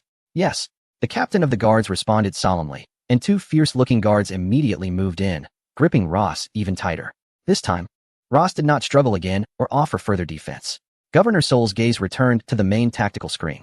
There, the main fleet of silver-winged ships was still unleashing firepower furiously, while several red dots representing the remnants of the Shadow Kill Iron Cavalry were attempting to escape from the fortress's shadow. Behind them, numerous light points representing the fortress's core fleet, purple, and the naval fleet, blue, were in hot pursuit. His eyes were sharp, as if they could pierce through the screen and see far beyond to the distant Kaviki. "Heaven's punishment, Thunder Weapon Group leader," Governor Sol called out again. A technical bureaucrat who had been silently standing in the corner, dressed differently from the naval uniforms, immediately stepped forward and bowed. "Governor, the status of Heaven's punishment, Thunder No. 2. Reporting to the governor, the backup unit in Zone B8 has been in low-power standby mode since the beginning of the campaign, and all units have passed self-checks. The energy core operates stably, with the only limitation being that the energy conduits in this area are relatively small, requiring 300 minutes for the focusing array crystals to charge. Quick charge." No one noticed that in the lower right corner of the control screen at the Ross seat, a line of small text flashed by. "Hello. Chapter 186. Stealthily engaging in Black Market Arms Aster-class frigate, Lone Courage, bridge. The bridge's lighting is soft, illuminated only by various instrument alerts and the flickering points of light on the main tactical star map, casting a glow on everyone's faces. Lu Ling sits upright in the captain's seat, maintaining a relaxed posture. Below, operators Chin and Gala are fully focused on processing vast streams of data. Beside him, Deputy Officer Sawina stands quietly, responsible for handling the secondary tactical summary report submitted by Lu Ling. On the other side, Roshanira, now a mere observer, remains completely silent, her emerald eyes reflecting the chaos of war, complex and inscrutable. On the tactical star map, The Silver Wing Resistance and the Pasha Empire's main fleets are fiercely clashing in the DT-77 sector, with gunfire weaving a net of destruction. Ola. Modify the fire control system of the Silver Wing Ash's Rebirth Dreadnought. The commander of this dreadnought is quite capable, delivering firepower with such precision that it gives the Empire's Prayer-class cruiser formation a breather. Almost seconds after the order was issued, the destructive energy torrent representing the main cannon of the Silver Wing Dreadnought spread slightly more than anticipated on the tactical star map. Several Imperial cruisers, which should have been completely covered, narrowly brushed past the edge of the energy field and took the opportunity to accelerate away from the lethal zone. Above the Silver Wing, the Empire's three mixed fleet formations, Thunder Fury and Star Fury, adjusted their accuracy down by 15 and maintained it for 30 seconds. Otherwise, they would finish off the carrier-based fighters and Iron Riders that the Silver Wing was holding back. The screen showed that the previously precise Imperial artillery, which could take down several Silver Wing fighters with each volley, suddenly became erratic. Many attacks aimed at the Silver Wing fighters missed, allowing the remaining mobile units of the Silver Wing to successfully return to the mothership for resupply and repairs. When they returned, they were once again ready for action. Additionally, the Silver Wing Knights pursuing Parker were quite fierce, having pushed back the Joan Bay and Jinlan Knight formations 3 times. A highest priority forged support order was sent to the Imperial Temple Knights closest to them, instructing them to intervene immediately. Order confirmed. Imperial C7 communication node data stream intercepted and modified. Imperial Temple 115th Knight Corps has received the order and is turning to intercept the Silver Wing Bloodblade Knights. Estimated engagement time 32 seconds. On the screen, an elite Imperial Knight Corps that was originally standing by on the flank of the assault fleet suddenly moved towards the battlefield position of the Joan Bay and the Marquis of Jinlan's joint fleet. Everything happened silently and precisely. Ola and Lu Ling tacitly maintained the balance on the battlefield. If anyone stood out, it would prompt Sai Rue to unleash concentrated fire on them unexpectedly. 12 tornado training ships concentrating fire for 23 rounds would be enough to detonate a Thunderstorm-class battleship. Such a level of strike would balance any strategic advantages accumulated by the MVPs emerging from both factions. Aside from the initial large-scale deployment, the battle situation fell into a stalemate for a time, with both sides continuously reinforcing their positions and small fleets continuing to arrive. This is the nature of sovereign warfare. When steel starships are deployed, neither side has a reason to lose. In the Fleet Operations Channel, a response came from Sai Rue. Captain, the planetary fortress Thunder Punishment has been destroyed. Good. Continue to monitor the combat situation and act freely, Lu Ling affirmed, then added to Aura. Try to preserve the other 2 Shadow Assassin Knight orders of Silver Wing. In 300 minutes, assist them in the next operation targeting Thunder Punishment 2. Battlefield dispatch has been updated, expected in 3 hours and 45 minutes. The casualty ratio for both sides will stabilize at a continuous loss of 11. Lu Ling was like a detached chess player, coldly manipulating the pieces on the board. However, at that moment, a report came in. Captain, the main line of Silver Wing is experiencing unusual movements. 150 Thunderstorm-class ships are approaching our side. Sheen suddenly spoke, her voice carrying a hint of barely perceptible tension. On the holographic tactical star map, a massive fleet suddenly separated from the originally tight formation of Silver Wing, consisting of 150 Crimson battleship lights. They disregarded the resulting weakness of the main line and charged towards the void below, precisely the location of the Death Vortex, where the Tornado fleet was positioned. Just intercepted an order from Silver Wing's Commander-in-Chief, General Kawai, to capture the Earth Federation fleet at all costs. According to intelligence analysis, part of Silver Wing's reinforcements are likely to arrive within the jump zone ahead of schedule. Finally unable to hold back, Lu Ling murmured to himself, as if he had been waiting for this moment.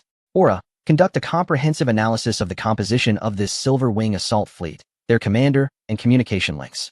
Analysis complete. This fleet consists of Silver Wing's 7th, 9th, and 10th Assault Fleets, commanded by Brigadier General Valentine, who specializes in high-speed wedge assaults, mobile guerrilla warfare, and boarding actions.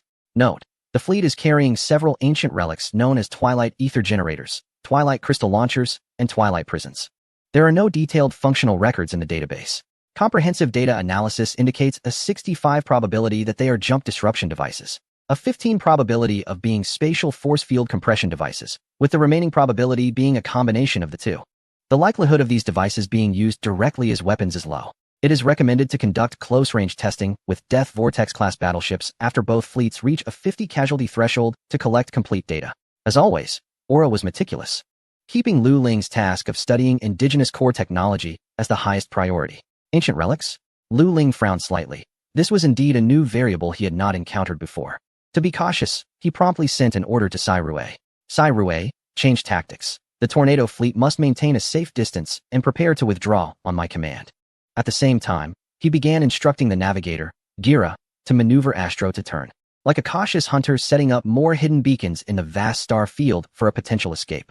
In the deep and boundless universe. In the battlefield of the DT-77 stellar domain, beneath the main line of the Silver Wing Resistance, the 7th, 9th, and 10th Assault Fleets, the command ship, and the Night Watchman-class battleship were all in position. Brigadier General Valentin felt a bit of sweat in his palms. He had just received a direct mobilization order from a high-ranking official to intercept the fleet of the Earth Federation. He had recently reviewed the battle report sent by the commander, which contained very limited information. The sparse numbers painted a chilling reality, a technological gap that was overwhelmingly despairing.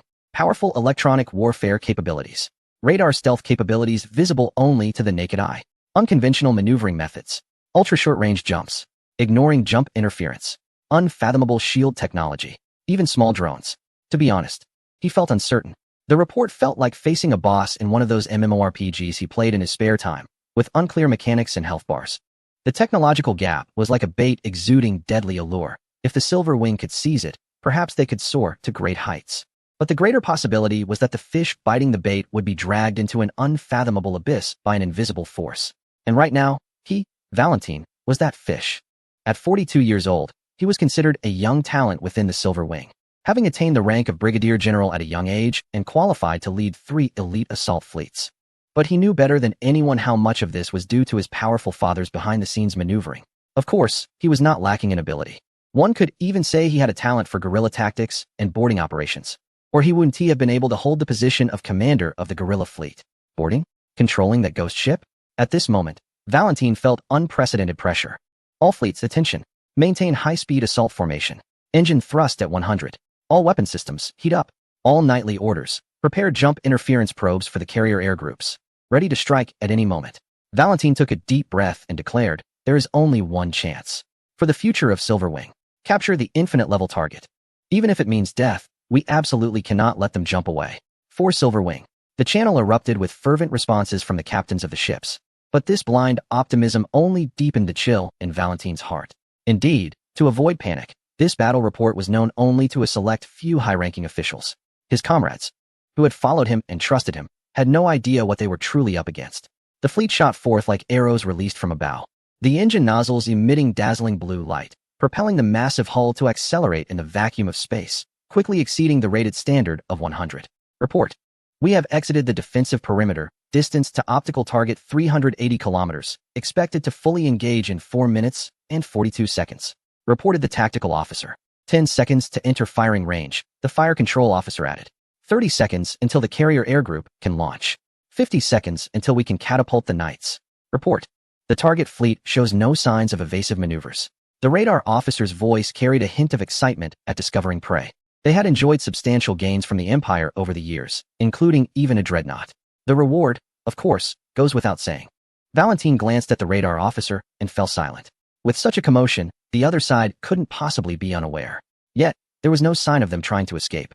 The Ghost Fleet showed no indication of jumping away, nor did it even attempt any conventional evasive maneuvers.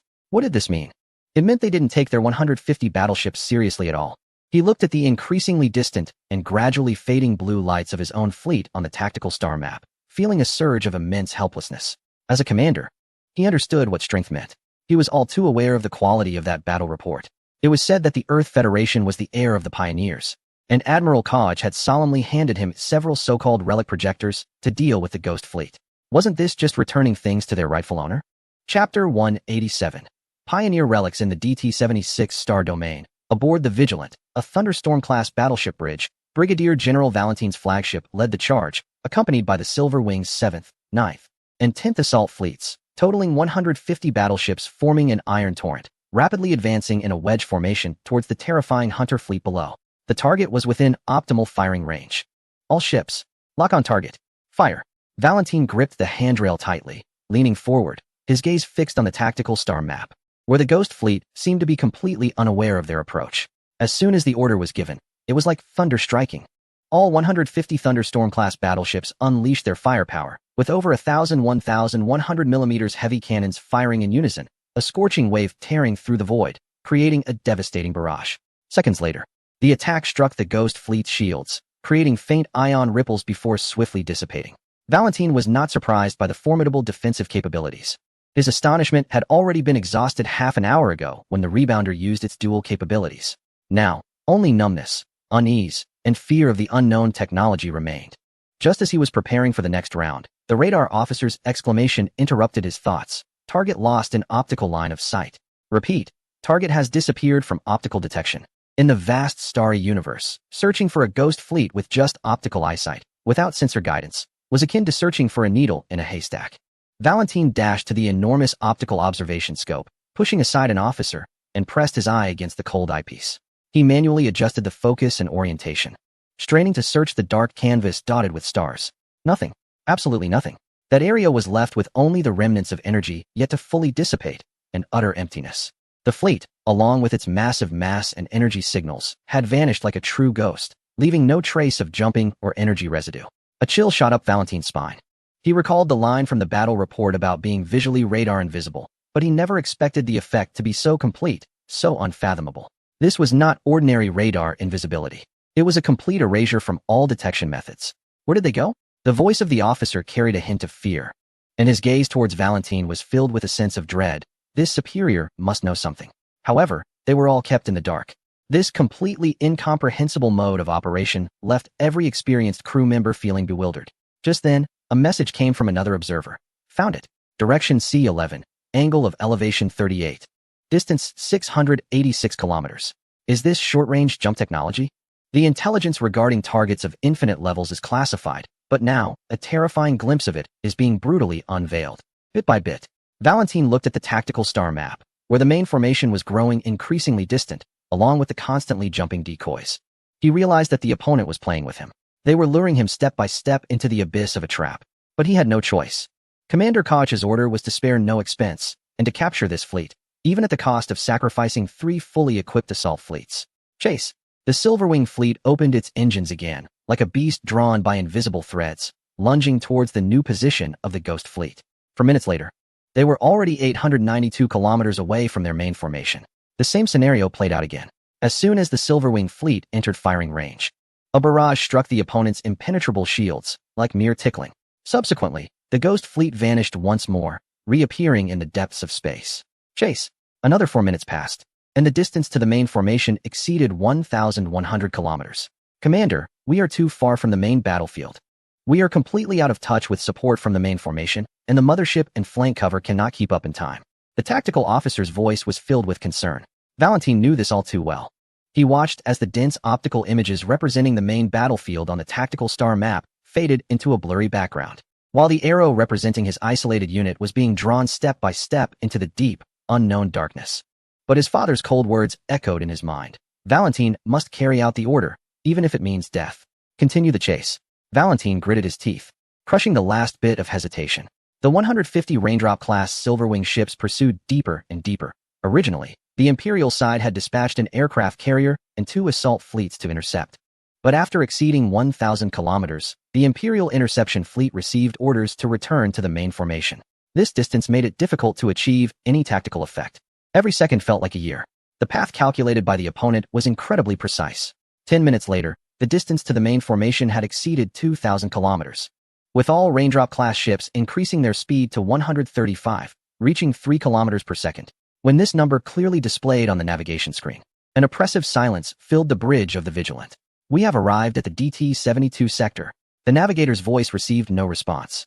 Their special operations fleet had completely become a lone unit. Perhaps only the Dreadnought could provide support. But how many times could the Dreadnought assist?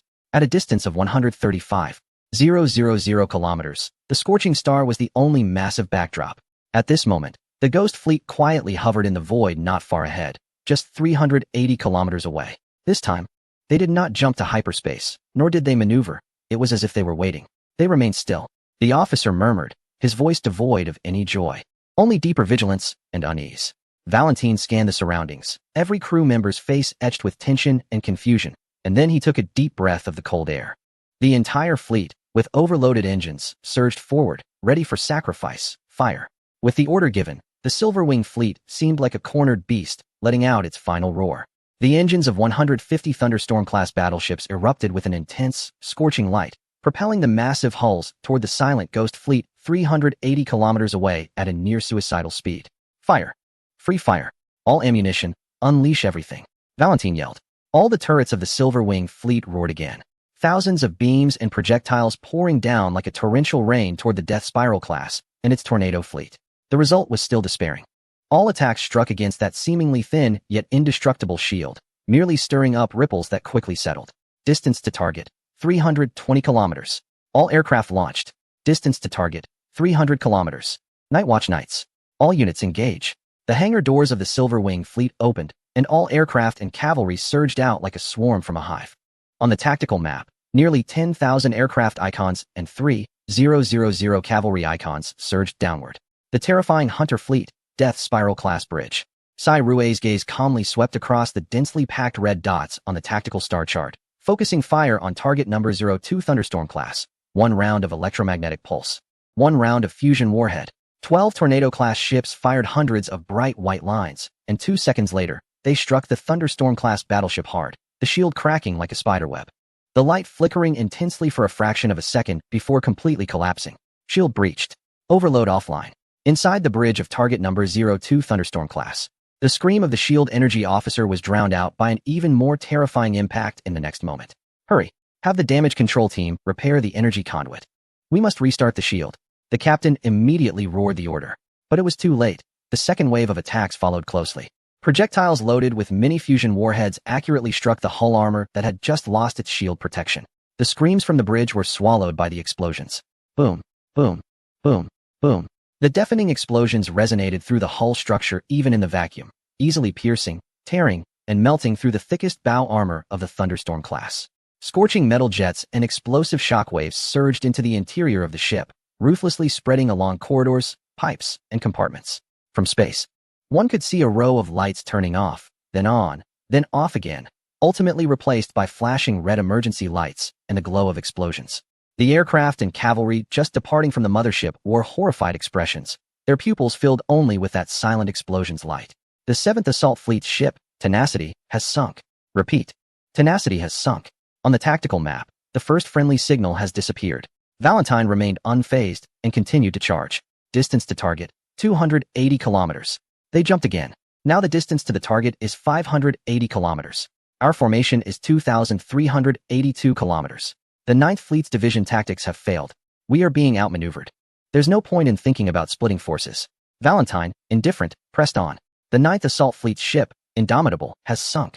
Repeat, Indomitable has sunk. Another cold report came in. On the tactical star map, another green dot representing friendly forces flickered violently before fading into nothingness. In the cosmos, it exploded into flames, and everyone in the assault fleet broke out in a cold sweat. Yet the more they fought, the stronger their fighting spirit became. They all knew there was no retreat left. Valentine wouldn't back down, and Kiewich wouldn't allow them to retreat either. Time was passing, and the distance was increasing. Normally, Valentine should hold his position and wait for long-range fire support, but this was not a normal battle. Until he caught someone, the main formation would not provide any assistance. The 7th Fleet's ship, Tenacity 2, has sunk. Repeat, Tenacity 2 has sunk. The 9th Fleet's ship, Watcher, has sunk. The 7th Fleet's ship, Perseverance, has had its shield breached. Structural damage at 56. It is about to sink. Valentine's gaze swept over the tactical board, where the purple dots representing his fleet were steadily extinguishing one by one. Each extinguishment meant the instantaneous evaporation of thousands of lives, signifying that countless efforts from their logistics had come to naught. War at that moment stripped away all honor and ideals, revealing its most primitive and grotesque face. Distance to target, 300 kilometers. The 7th Fleet has lost over half its forces, requesting a change in maneuvering position. Valentine did not look back. Charge. Distance to target, 240 kilometers. The 9th Fleet's ship, Guardian, has sunk. All ships, channel all energy to the propulsion engines and charge. Distance to target, 190 kilometers. The 9th Fleet has lost over half its forces, requesting to lift engine restrictions. I am Brigadier General Lautrec of the 9th Fleet. Valentine, we need to lift the engine restrictions and strike at sublight speed. No, there is still a chance. Valentine took a deep breath. This was Kiewich's determination to spare no cost. Valentine, you understand that military orders are paramount, and we of Silver Wing cannot lose. Above the Silver Wing formation, for fully equipped Thunderstorm-class ships returned, synchronously, as the second batch of 200 Thunderstorm-class battleships formed a strike formation, rushing downward. The pressure on the main formation increased. Every second, carrier aircraft and battleships lit up in this grand war. Distance to target, 100 kilometers. The navigation officer's count came with a hint of disbelief and a final flicker of madness born from despair. At that moment, 12 Tornado-class ships jumped first. But that massive Death Vortex-class ship remained silently in place. The target did not jump. Repeat, the target did not execute a jump evasion. What? Quickly analyze the reason. Has it run out of energy? All the officers' gazes suddenly focused on the main tactical screen, where the Ghost fleet remained silently suspended, as if permitting their approach. Valentine abruptly lifted his head, and a burning light erupted in his lifeless pupils. Not retreating? Fine. Since you want to see my trump card, I will show you. The continuous sacrifices had driven him completely mad. Release the final safety lock on the Twilight Cage launch unit. Target area. Cover the core airspace of the enemy fleet. Launch immediately. Twilight Ether Launcher. Lock onto the enemy battleship and launch immediately.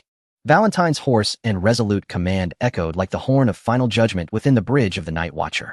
The operators, already prepared, almost instantly slammed down on the two launch buttons protected by bright red covers on the control panel as the order was given. A special hum emanated from the three specially modified Thunderstorm-class ships, the Night Watcher, the Silent Oath, and the Endless Price. Following this, heavy armor plates slowly slid open, revealing the dark launch silos within.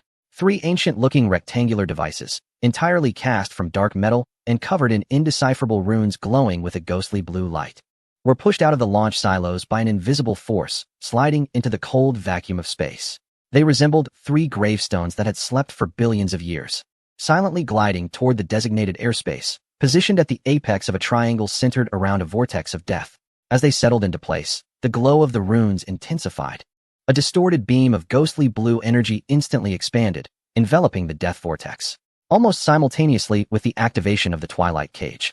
A smaller launch tube at the bow of the Night Watcher silently shot out a pure black sphere, the size of a palm, nearly invisible in space. After detaching from the bow, it suddenly vanished after a few meters, only to instantaneously cross 100 kilometers of void and appear inside the newly formed Twilight Cage energy field, its target unmistakably the battleship at the center of the vortex.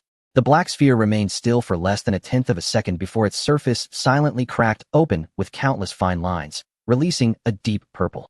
Erratic energy rippled from within, like conscious tentacles thrusting into the void surrounding the death vortex, as if extracting some invisible essence. In the void 400 kilometers away, aboard the Astro-class ship, the bridge displayed.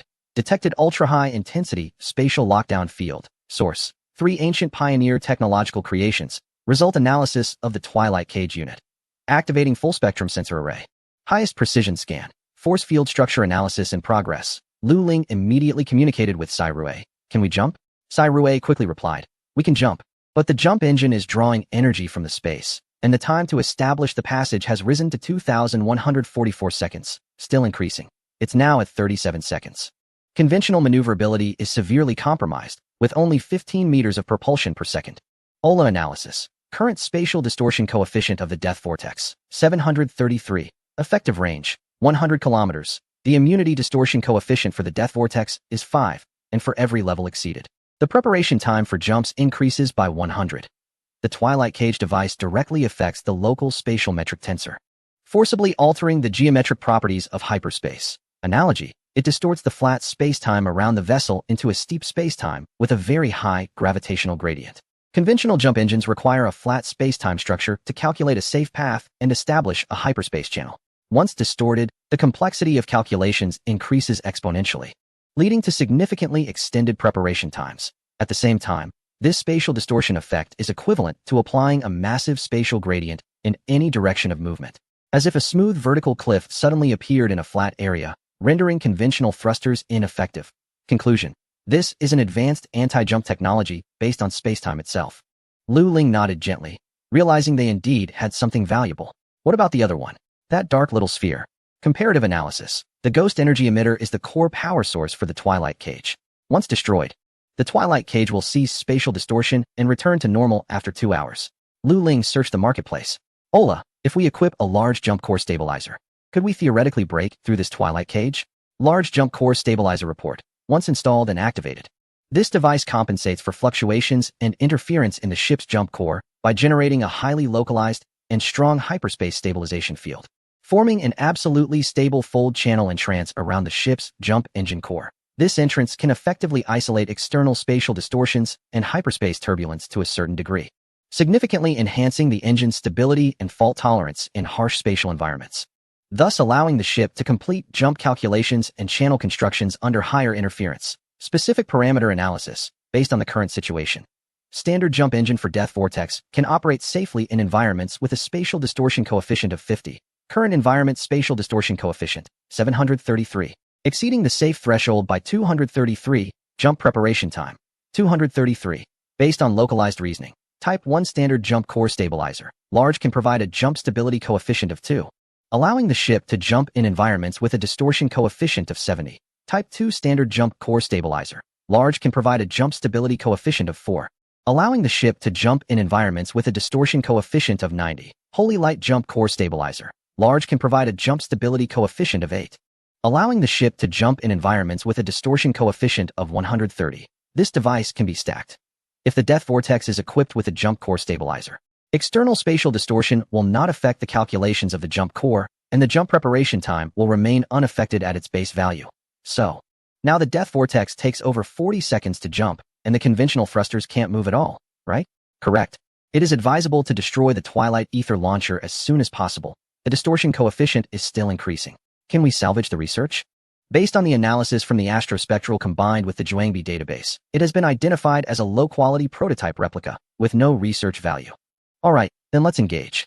Chapter 188, Unbreakable Defense. Bridge of the Night Guardian. Report. The Twilight Cage has locked onto the target. According to the engine spectral data analysis, we have successfully trapped the opponent. The technician's voice trembled slightly. Now all our jump engines are unable to anchor coordinates. Valentine looked at the Death Vortex-class battleship on the optical screen. Around it, the eerie blue force field distorted space continuously, and a deep sense of doubt flashed in his pupils. He had witnessed the opponent's elusive jump capability and their absolutely invulnerable defense. Deep down, he couldn't believe that this so-called relic could truly trap that monstrous battleship. It felt more like a trap, a flaw deliberately exposed by the opponent to lure them into a full-scale attack. Stay calm. His voice suppressed the slight unrest that had just arisen in the bridge, as well as the agitation within himself. Confirm all data. Multiple cross-verifications. All fleets, disperse and maintain a 50-kilometer defensive formation. Fire units, recalibrate targets, and concentrate fire. With the command given, the remaining Silver Wing fleet dispersed like a well-trained pack of wolves, quickly breaking from a dense assault formation to form a loose encirclement. All gun ports shining once again. All spatial sensor data is consistent. The current spatial distortion coefficient is at 893, and it's still slowly rising. The navigator found it hard to believe. This number sent chills down the spines of all the knowledgeable personnel. In regular combat, a spatial distortion coefficient exceeding 0.9 could force them out of the jump state, potentially leading to spatial resonance and hyperspace storms. The power of this relic provided by headquarters indeed surpassed expectations, even evoking fear. Sure enough, it had to be the relic's doing. A faint glimmer of hope began to sprout in the hearts of some senior crew members. It's counterattacking. The ghost ship is counterattacking. Just then, the fire control officer shouted. The Death Vortex class, shrouded in the eerie blue spatial force field, unleashed a synchronized barrage from its 16 1,200mm large cannons at a rhythm that was unsettlingly steady. Each round was accompanied by visibly bright white torrents and expanding shockwave rings, with thousands of kilograms of electromagnetic pulses and fusion warheads tearing through the void at speeds of dozens of kilometers per second, creating an impenetrable steel storm that slammed into the Silver Wing fleet. A Silver Wing Thunderstorm-class battleship attempting to steady its footing was the first to bear the brunt. Its shield flickered violently after absorbing several shells, and was then instantly pierced by dozens of precise fusion warheads. At such close range, there was no time to react. The warheads penetrated the hull, triggering a series of violent chain explosions, with flames gushing from the breaches. The entire battleship split in two within seconds, debris and frozen liquid flying everywhere. The 7th Fleet, the Bastion, has sunk. The 10th Fleet, the Defender-S shield has collapsed. The armor is under heavy assault. This shield is too tough. General Valentine, concentrate all main gun fire on one point. Let's see if we can create a breach. A captain shouted through the communication channel, his voice filled with desperate struggle. Valentine was preoccupied. His flagship had fallen to the rear, still being hit by stray rounds. A continuous stream of bad news followed. The counterattack from the enemy was precise, efficient, and merciless. Even more despairing was the dense close-in defense system. With countless 75mm triple-barreled close-in guns and missile launchers on the enemy vessel continuously spewing fire, creating a nearly impenetrable barrage. The aircraft and mechs dispatched by Silver Wing crashed into a wall of death made of steel and explosions. Attackers were blown to fireballs midair, and the mechs were shredded by the dense rain of bullets, unable to get close to the firing range. In space, the explosions lit up the surroundings, and shattered metal debris floated everywhere. How is this possible? In an environment where the spatial distortion coefficient exceeds 8, how could their fire control stability and artillery servo systems remain so precise? The tactical officer shouted, his face filled with terror and confusion.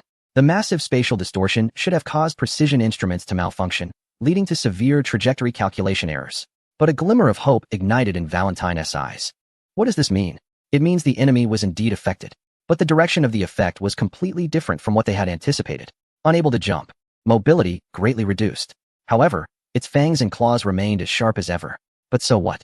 He, Valentine, and Silver Wing had no way out. At this moment, all bets were placed. They could only use their lives to fill this invulnerable shield. All units, hold on. Valentine's voice echoed through the fleet's broadcast, filled with a desperate madness. I immediately request long-range fire support from the battleship. Exhaust its ammunition. Drain its energy. Hold on. That is victory. He knew what this order meant. The Silver Wing fleet, enduring heavy losses, continued to unleash firepower furiously. Thousands of shells rained down on the enemy vessel like a storm, crashing against that seemingly thin yet indestructible shield, exploding into massive fireballs and shockwaves, yet still only stirring up ripples of energy that quickly settled. On the enemy vessel's bridge, the atmosphere was starkly different from the chaos and despair inside the Night Watch. The lights were bright, and the atmosphere was orderly. Cyrus' gaze calmly swept across the tactical screen, observing the bursts of fire and the diminishing red dots, continuing to call out targets. Lock onto the number 023 Thunderstorm-class battleship. Team Hunter 1 will use electromagnetic pulse shells to concentrate fire. Team Hunter 2 will use fusion shells to eliminate it. The bridge shook slightly as the rumble of the 1,200mm cannon was absorbed by the efficient structural damping system, leaving only a faint residual sensation. Number 029 Tactical Disconnection. Team Hunter 3 will take it out. 3 Tornado-class training ships immediately adjusted their guns and executed a short yet precise salvo from 400 kilometers away. The flames flickered like stars, fleeting yet spewing forth a torrent of destruction.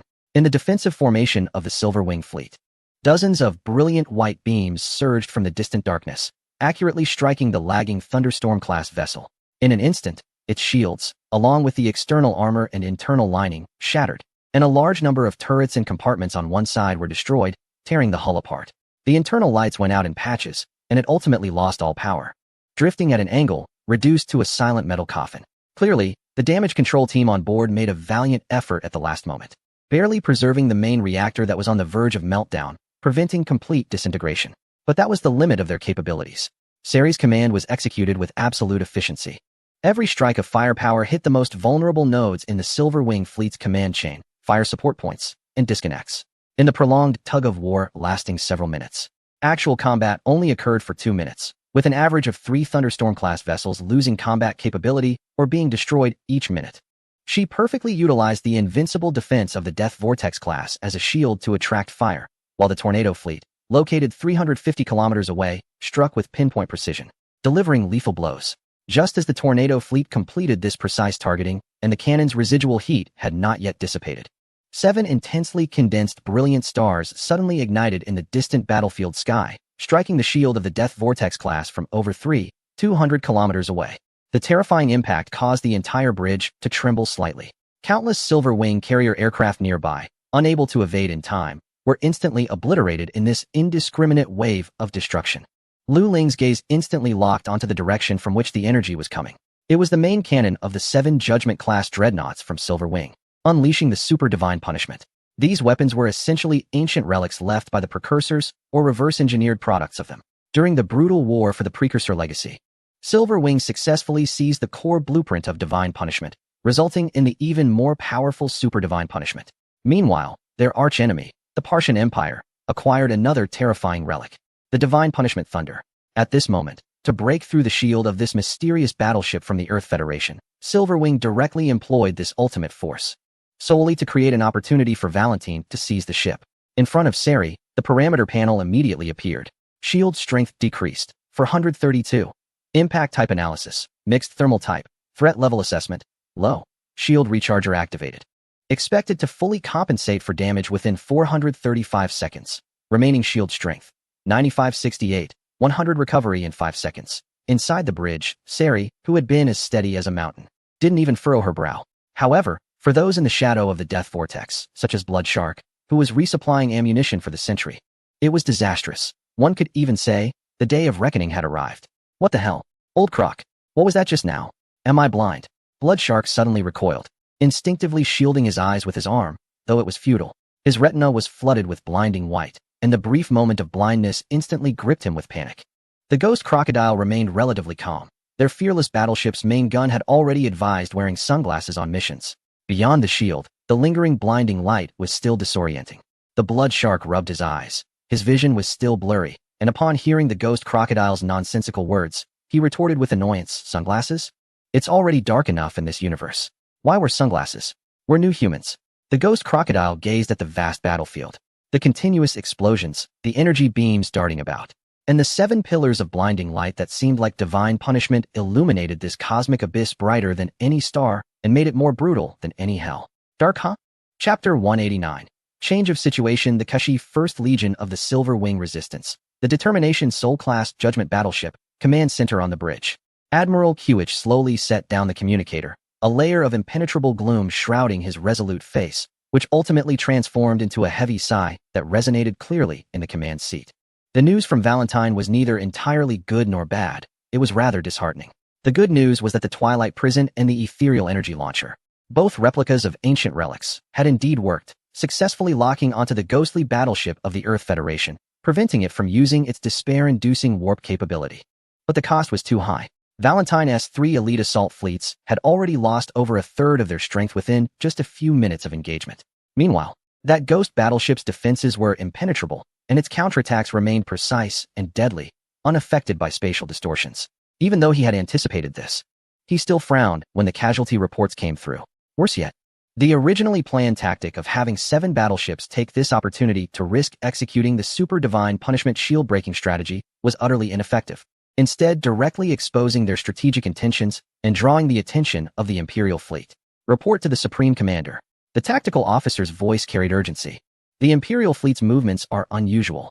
A rapid response fleet has separated from the main formation, consisting of 20 units, and is rapidly maneuvering towards the DT-70 deep space area, where Brigadier Valentine is located.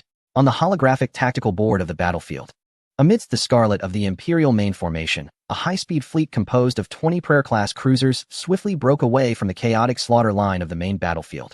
Engines full throttle, heading straight for the prison space 3,200 kilometers away. Once this move was made, it wouldn't be long before the Empire discovered the secrets of the Earth Federation.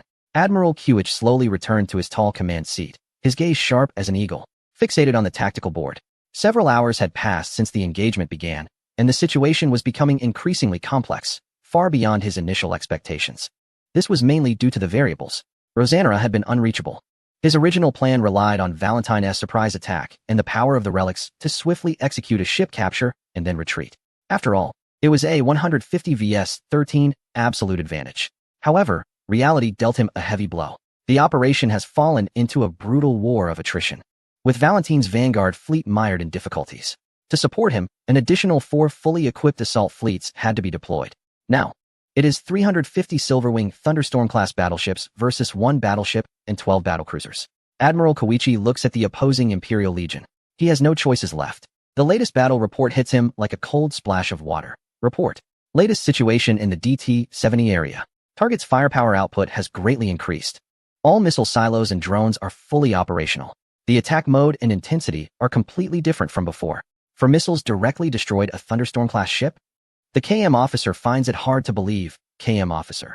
Damage assessment officer. Responsible for reporting and recording enemy and friendly damage information. Typically only exists within the Fleet Command Center. The 9th Assault Fleet has been completely annihilated. Repeat. The 9th Assault Fleet of Koshi has been completely annihilated. Meanwhile, in the navy of the Partia Empire, the command ship of the 17th Light Cruiser Reconnaissance Fleet, the Dominance Declaration, is the Cruiser Vision, hull number 1701. On the bridge, Imperial Major Serafine Valo sits upright in the captain's seat, his back straight. This is a habit ingrained in him from 25 years at the Colaris Imperial Naval Academy and his fleet career. His neatly trimmed gray beard adds a touch of sternness and authority to his 42-year-old face, and the corners of his mouth habitually press into a straight line that reveals determination. Valo hails from a baronial family of Seraphines in the Rabbit Autonomous Dominion, being the 108th child of his father. The titles of noble offspring in the Empire do not guarantee an easy path, especially for someone like him, who is further down the line of succession. This command seat was earned through extraordinary resilience, top marks at the Academy, and substantial military achievements in border conflicts. Step by step, despite a hint of undeniable fatigue, his resolve remains steadfast.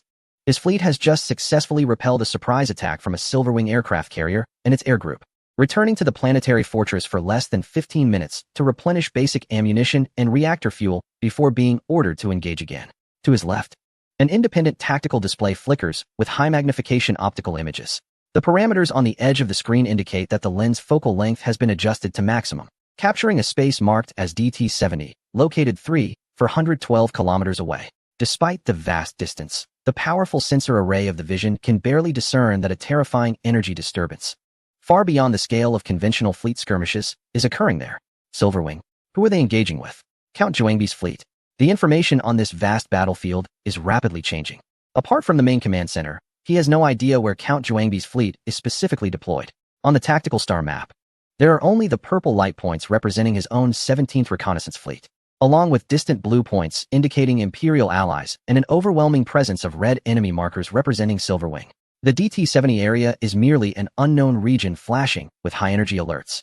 According to the navigator's calculations, under the current inertial acceleration, his fleet will arrive in that airspace in another 21 minutes. This is his mission. The sensor data is synchronously updated, and the voice of the spectral technology officer comes through. Tinged with astonishment, the space distortion coefficient in the DT-70 region has already surpassed 8. Energy readings continue to rise, confirming multiple records of super-level energy impacts. Exceeding 8? Vero squints and immediately orders. The entire fleet should disperse and form an X high-speed maneuvering formation, maintaining a defensive distance of 3 kilometers between each ship. The scanning reconnaissance aircraft should take priority, remain vigilant, and return images from 400 kilometers away from the DT-70 region. In the formation, each Prayer-class ship launches 3 light reconnaissance drones, totaling 60 aircraft forming a reconnaissance fleet, flying towards the DT-70 region at an initial speed of 8 kilometers per second.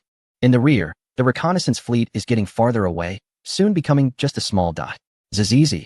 All units. This is Eagle Eye number 7 from Ship 1701.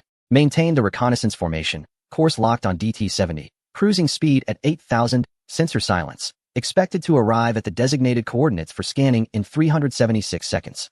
Lieutenant Case's voice comes through the encrypted channel into the ears of the other 59 pilots of the Sharp I-class reconnaissance aircraft. He is a veteran with 10 years of reconnaissance experience, currently sitting in the cockpit of Eagle Eye number 7, his hands steady on the control stick, eyes fixed on the radar spectrum, displaying an abnormally high energy signal.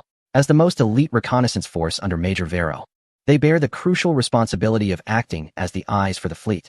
And this mission target in the DT-70 area emits a sense of danger far exceeding any previous encounters. Daddy, where are you going? A childish voice, with a hint of electronic noise, suddenly echoes in the somewhat cramped cockpit of Eagle Eye number 7. The source of the voice is a handmade, slightly worn little orange plush toy fixed to the edge of the control panel. It resembles a chubby, ancient little dinosaur, one paw slightly raised, as if waving hello. This is his daughter, little Sophia, who secretly made it using his old military uniform and a voice recording chip during his last leave. She calls it Daddy-S Guardian Dinosaur and has recorded a few phrases in advance. The sudden childlike voice catches Lieutenant Case, who is intently focused on the sensor screen and on edge, by surprise. The tense line of his jaw softens instantly, and a weary yet genuine smile unconsciously appears at the corners of his mouth. That smile dispels the seriousness in his eyes brought on by the unknown formidable enemy. Infusing a touch of warm light, he extends his gloved finger and gently touches the belly of the little orange dinosaur, as if he could reach his daughter light years away. I'm at work, Sophia, he whispers, his voice barely audible. After a brief pause, the chip inside the dinosaur activates according to the preset program and plays the next recording filled with anticipation. Is Daddy coming home for dinner today? Mom made your favorite grilled steak and starfruit pudding. Come home for dinner. These ordinary words, at this moment, felt like a key, instantly unlocking the softest corner of Keith's heart. Before him, it seemed that the cold data, energy alerts, and destructive flames of the tactical screen were replaced by the warm chandelier in the dining room at home, his wife busy in the kitchen, and Sophia sitting at the dining table, swinging her little legs, eagerly waiting for him by the door.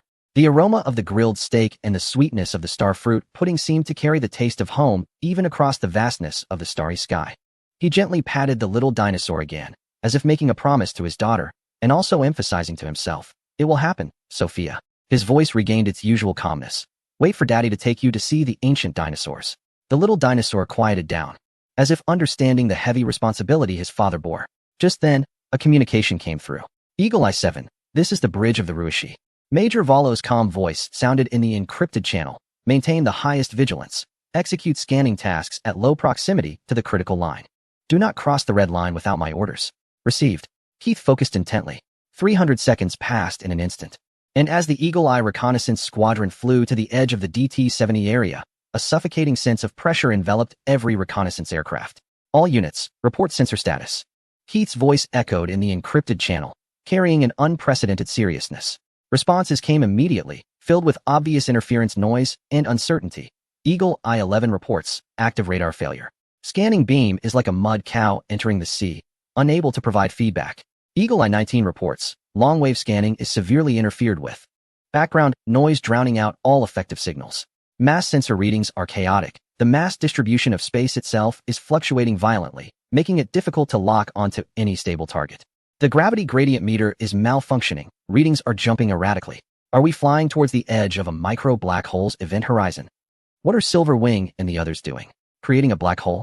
Inside Keith's cockpit, the piercing alarm sounded almost like a continuous wail.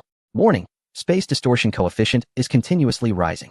"Warning, local space structure stability is below critical value."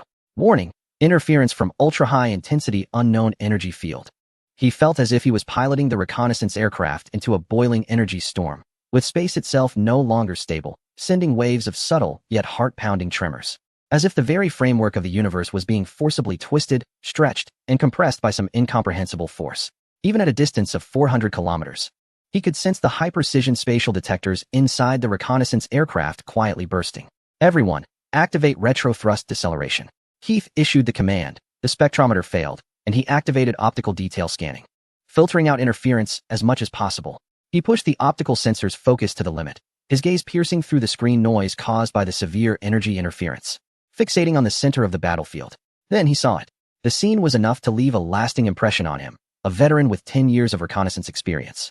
Accustomed to the brutality of the battlefield, a massive fleet composed of hundreds of Silver-Wing battleships was unleashing a torrent of energy capable of obliterating asteroids, wildly pouring it towards the very center of a spatial distortion.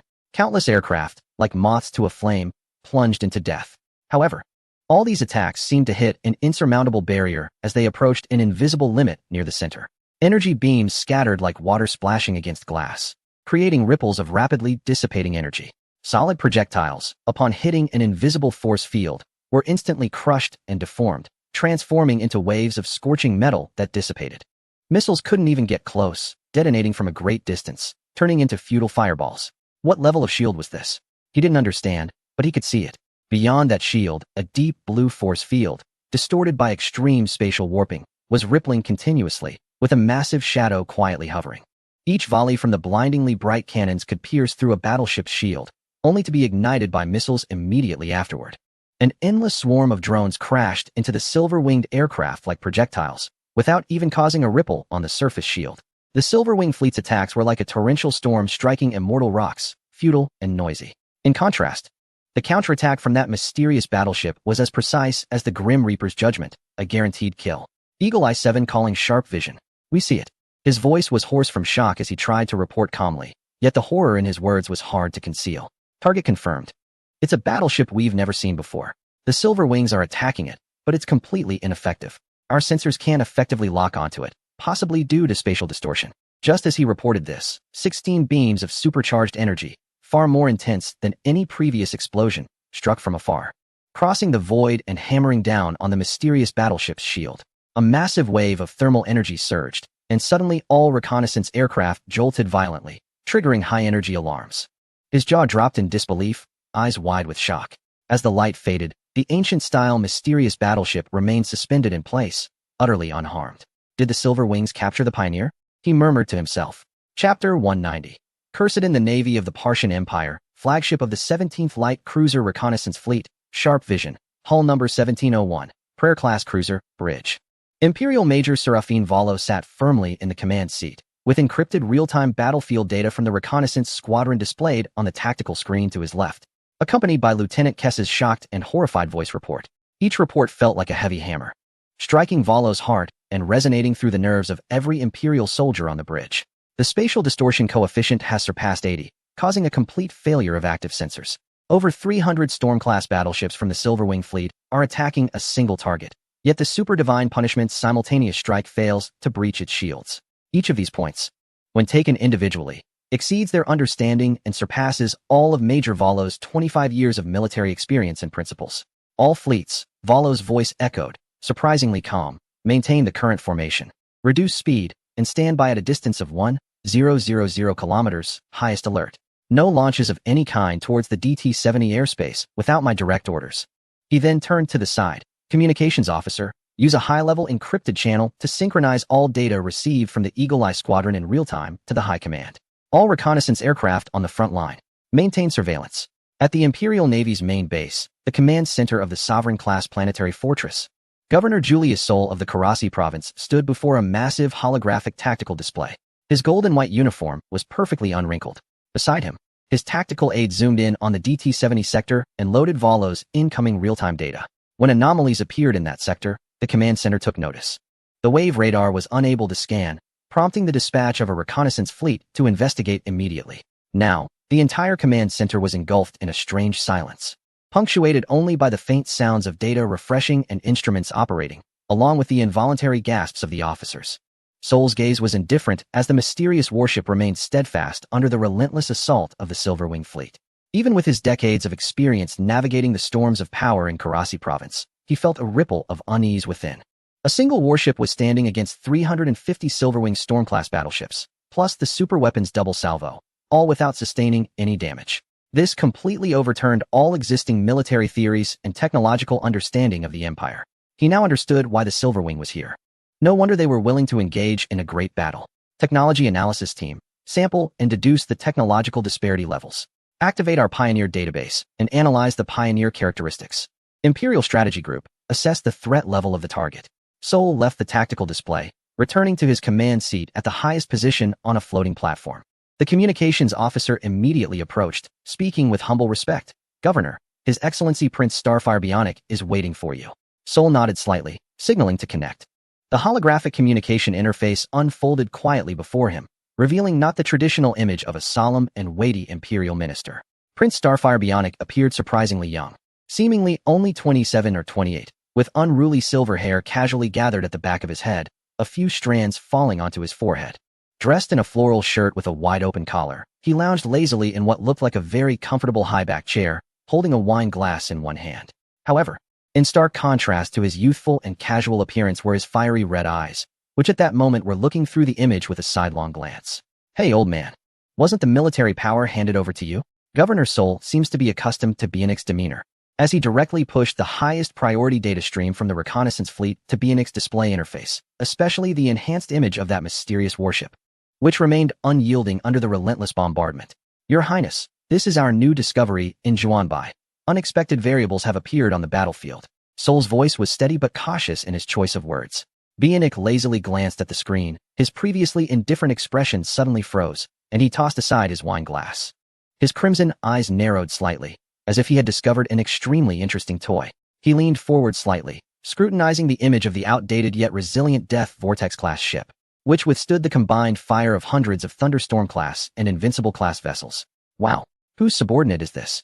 Such bravery, he exclaimed sincerely, then quickly scanned the shared data panel for the spatial distortion coefficient and energy analysis report, his gaze sharpening gradually.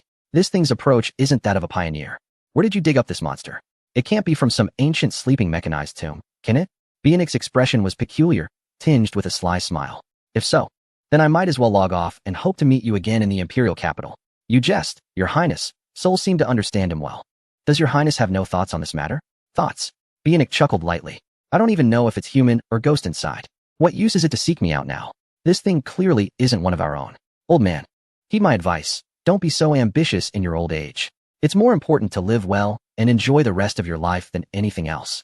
Sol was not surprised by this response and replied calmly, Your Highness, precisely because it is not of our kind, we cannot stand by idly. The silver wing has already exerted all its strength. If we let it fall into their hands, or if this object goes out of control, the next to be affected will likely be the Collassi province, the Corsi constellation, and even the entire 63-star region. At that time, can your highness remain at ease? Haha, of course I can. I have my escape ship ready. Worst case, I can flee to the Earth Federation along the ancient trade routes. Bionic laughed, then lazily changed the subject, saying, Are you threatening me? Not at all. I am merely fulfilling my duty, Governor Sol replied, maintaining his composure. Old man, don't scare me. Bionic lay back again, leisurely adding, If the sky falls, I still have my brothers, the cabinet ministers, and loyal subjects like you to support me. Sol's expression shifted slightly. Over the years, he had come to understand this young governor too well. It is precisely because there are many lords and ministers that we, as subjects, should fulfill our duties and share the worries of our ruler. If due to our improper handling, such a weapon capable of changing the fate of the nation falls into the hands of the Silver Wing, or if it goes out of control causing greater losses.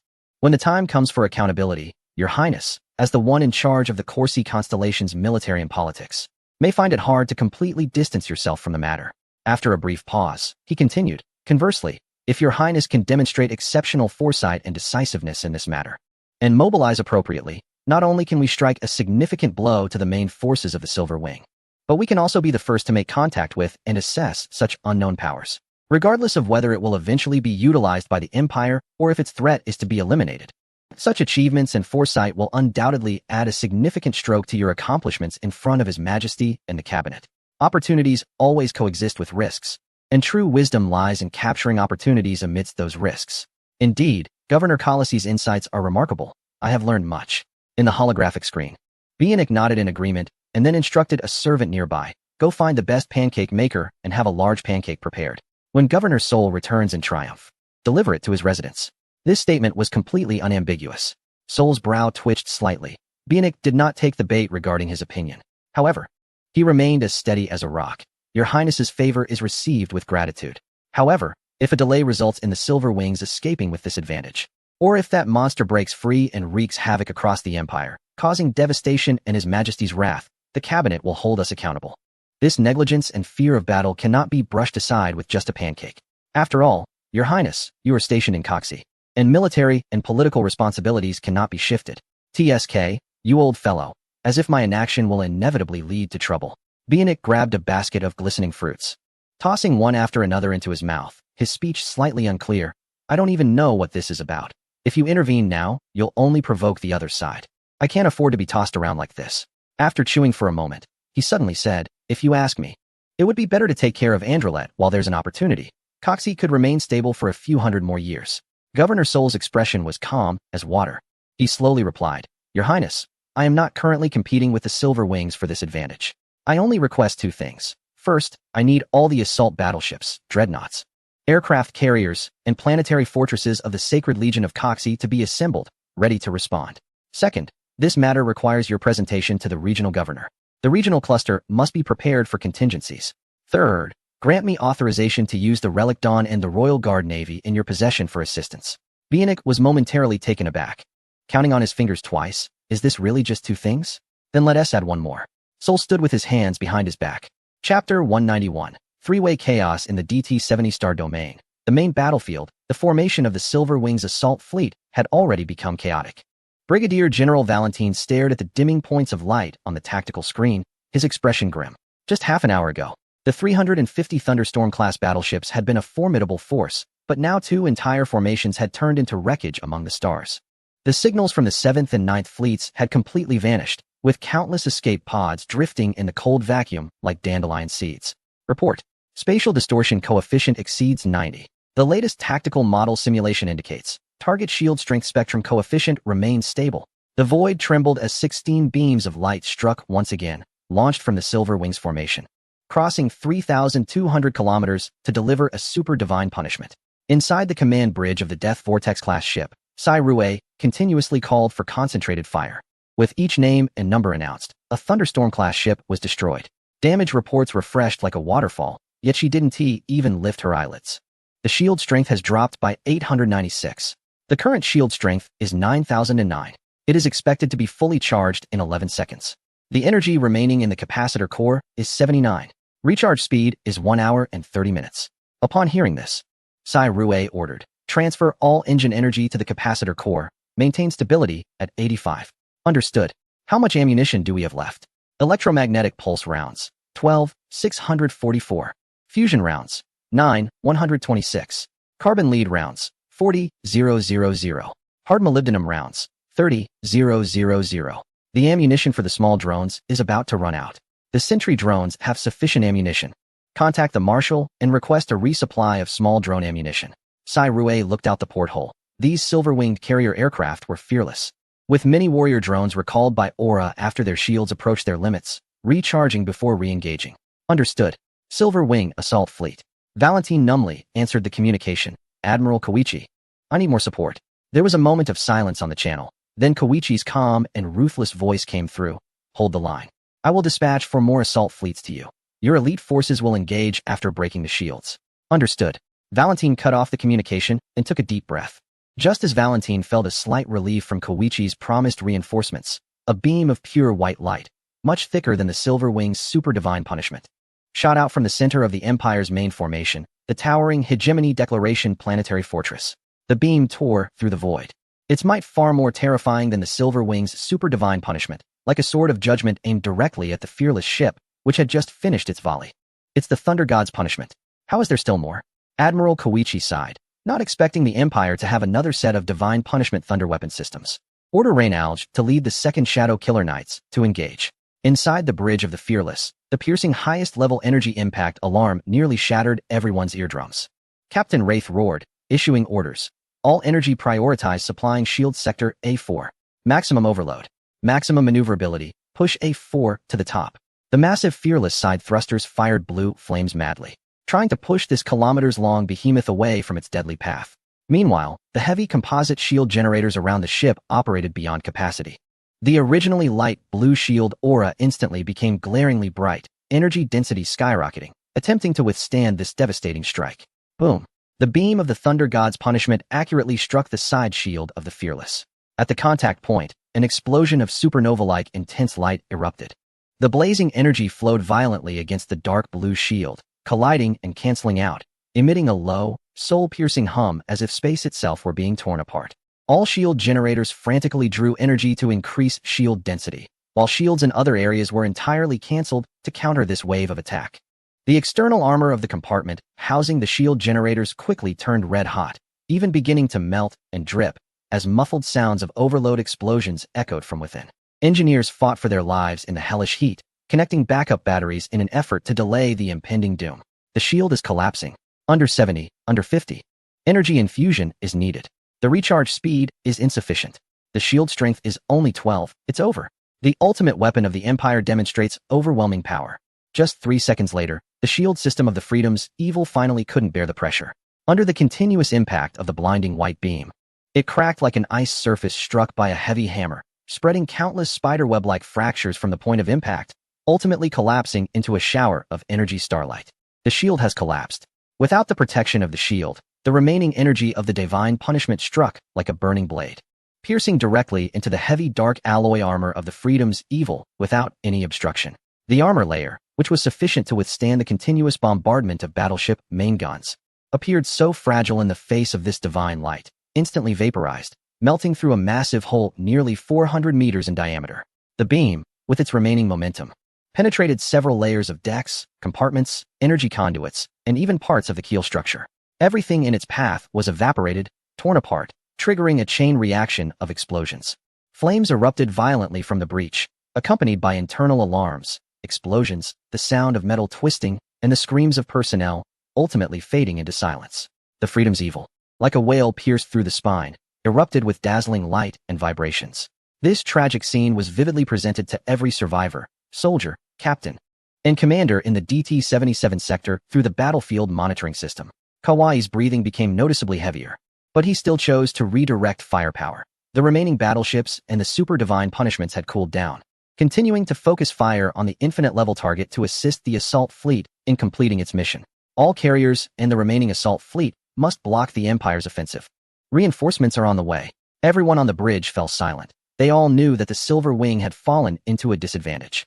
Once the balance was broken, the advantages accumulated by the Empire would rapidly expand, and defeat for the Silver Wing was only a matter of time. The brave individual strength could not break this balance. In contrast to the heavy atmosphere of the Silver Wing, the morale of the Empire's fleet was high. The Silver Wing's battleship was paralyzed. Continue to focus fire. The flames of war in the DT-70 sector were like a runaway furnace, consuming steel and lives. The Silver Wing's assault fleet struggled under the immovable defense of the Death Spiral and the precise and lethal strikes of the Tornado fleet, with every passing moment seeing aircraft, cavalry, and warships turning into brilliant but fleeting fireworks. The Dominance Declaration Planetary Fortress Command Center. Governor Julius Sol stood with his hands behind his back in front of a massive tactical star map, his expression calm, as if the earth-shattering blow that had just destroyed a Judgment-class battleship of the Silver Wing was merely a routine move on the chessboard. Only in the depths of his abyss-like eyes flickered a hint of elusive gloom. He felt uncertain about the situation. The unknown is the greatest variable on the battlefield. After losing such an important battleship, the Silver Wing not only did not retaliate or send aid, but continued to focus fire on that mysterious warship. This unusual behavior made him wary. Could it be that the opponent's shield finally showed a crack? Does Silver Wing know some truths that he is unaware of? These speculations cannot be verified, but there is indeed a sense of urgency in his heart. Silver Wing must know the identity of that ship. Governor. The voice of the aide interrupted his thoughts. Marquis Rabbit has sent a communication request, using the senior communication authority of the noble upper house. Rabbit? He had no personal ties with this Marquis, who was directly appointed by the cabinet of the Empire and represented the authority of the Imperial Center. On the other hand, Eisen was a deeply rooted hereditary noble of the Kashi constellation, with a complex web of interests under the control of the Imperial Upper House and His Majesty the Emperor. The depths of the noble faction were something direct ministers like Sol usually kept at arm's length to avoid unnecessary disputes. At this moment, as the war was fierce, Eisen suddenly contacting Sol made his eyes gleam. Surely, there must be his informants here. And they must have grasped some critical information that he believed could influence the situation or even benefit himself. Connect him and transfer to my private encrypted terminal.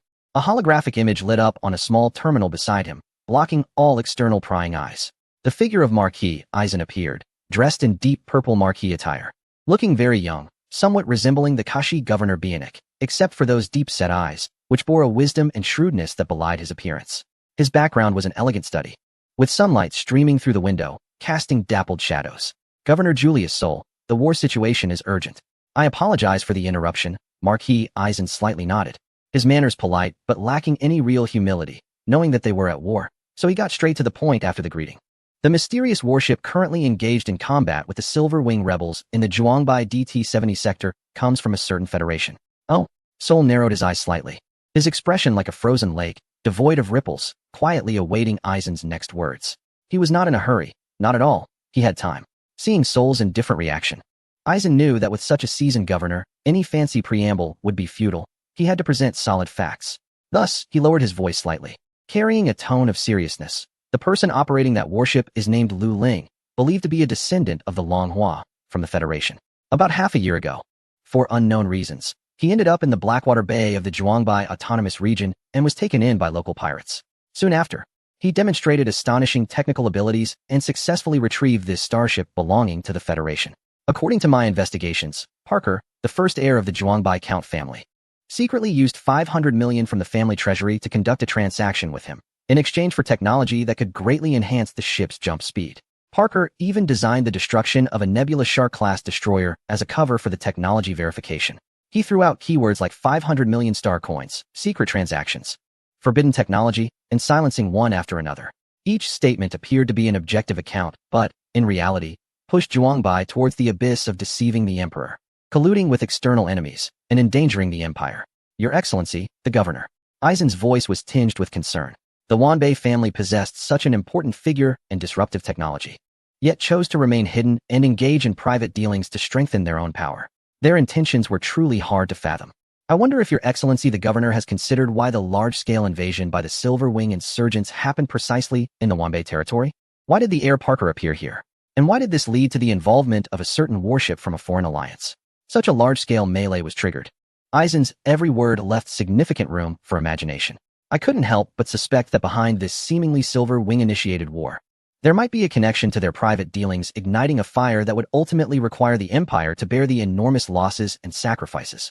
He paused and slowly said, even if the Imperial Navy ultimately annihilates the Silver Wing insurgents, who will bear the heavy losses, the vast military expenditures, and the logistical costs? The Empire and Your Excellency need an explanation.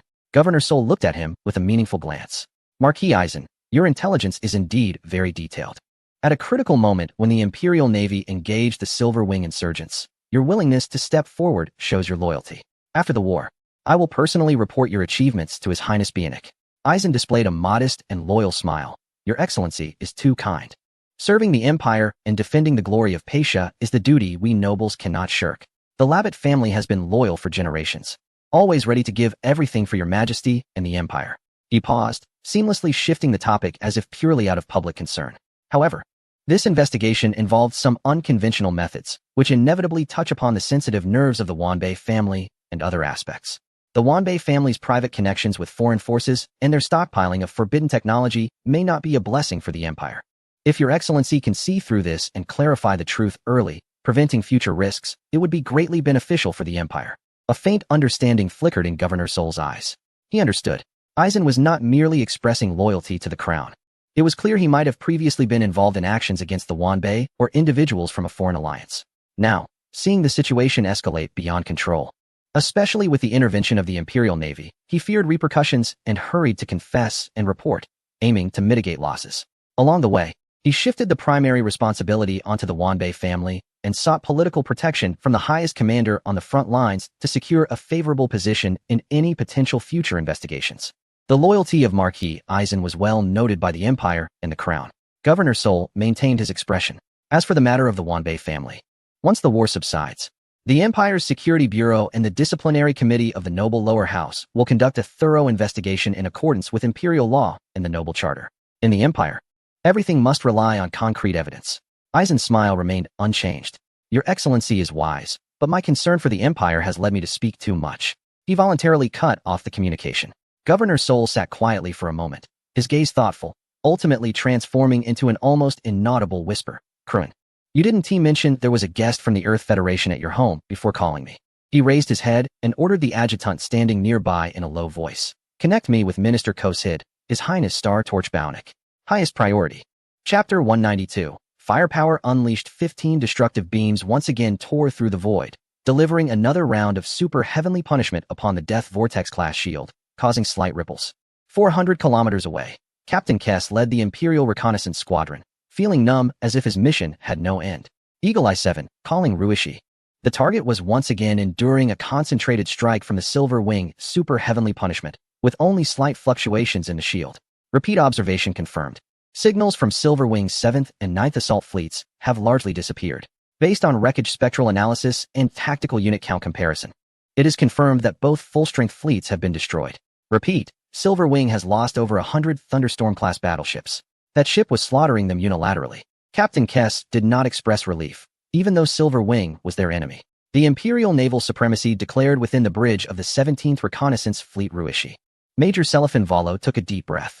One ship against a fleet, destroying 2 full battle groups of the enemy. He dared not advance any further. That was the abyss. Eagle Eye 7, his voice strived to maintain calm, maintain a safe distance, avoid all fire, absolutely prohibited from engaging. Communications officer, highest priority. Synchronize the reconnaissance report from the Eagle Eye Squadron to the command center. Yes, Major. The data stream silently flowed toward the distant Iron Fortress. After a brief silence, a direct order from the command headquarters echoed in the bridge of Ruishi. Governor's order, 17th Reconnaissance Fleet. Continue advancing, maintain a safe distance, continue monitoring the DT-70 space region. Highest alert. All Imperial main battleships, head towards the DT-70 space region. Full speed maneuver. All subfleets, free to fire. Destroy any Silver Wing units attempting to approach or escape the airspace. The order sounded like thunder, echoing in everyone's ears. What? Valo suddenly looked up at the main tactical star map. He saw that the Imperial formation, which had been fiercely engaged with the main force of Silver Wing, that vast array of blue light points, suddenly awakening like a slumbering giant beast, began to turn as a whole. Countless battleships and cruisers erupted with dazzling blue light from their engine nozzles, propelling the massive hulls in a neat and spectacular arc, like a giant, burning sickle, beginning to cut into the DT-70 space region. All fleets, execute the governor's orders. Maintain a vigilant formation. Engine output at 85. Maneuver towards DT-70 while maintaining a distance of 400 kilometers. All weapon systems unlocked. Freely target Silver Wing units within range. Vala's voice made everyone's hearts tremble slightly. They were all stepping into the unknown abyss, simply because a divine artifact was manifesting in the abyss. Want to pick peaches? Not a chance. Admiral Qiuch's eyes were bloodshot. And even with Silver Wing at a disadvantage, he still issued the maneuver order. It seems as if there is a silent connection, yet it feels more like being pulled by an invisible noose. On the tactical star map on the other side, the Crimson Silver Wing fleet has also abandoned part of its entanglement with the Imperial fleet and has begun to turn as a whole, charging recklessly towards the DT-70 space region. Their maneuvers have become more wild, even willing to sacrifice some of their ships to endure the Imperial firepower in order to rush at full speed into the space that determines their fate. The two massive main fleets, like torrents of steel, engage in fierce mutual bombardment while advancing towards the same focal point. A silent battleship of the Earth Federation, floating among the wreckage of the Silver Wing, opens fire fully, dealing heavy damage to the Silver Wing assault fleet with every round. A new super battle around an infinite-level target erupts in an instant. Report. The Silver Wing aircraft carrier Ash's Redemption is within our firing range. Lock onto it, all weapons. Fire, roars the Imperial captain. The shields of the Imperial Typhon-class dreadnought have collapsed. Order the 6th, 8th, and 17th assault fleets to focus fire. The Ash's Redemption has dispatched its carrier air wing and knights to destroy the shields. All dreadnoughts accelerate their charging. Destroy it, avenge the Ash's oath. The voice of the Silver Wing commander is twisted by hatred. This universe has transformed into the most splendid, yet cruel tapestry. Millions of beams crisscross.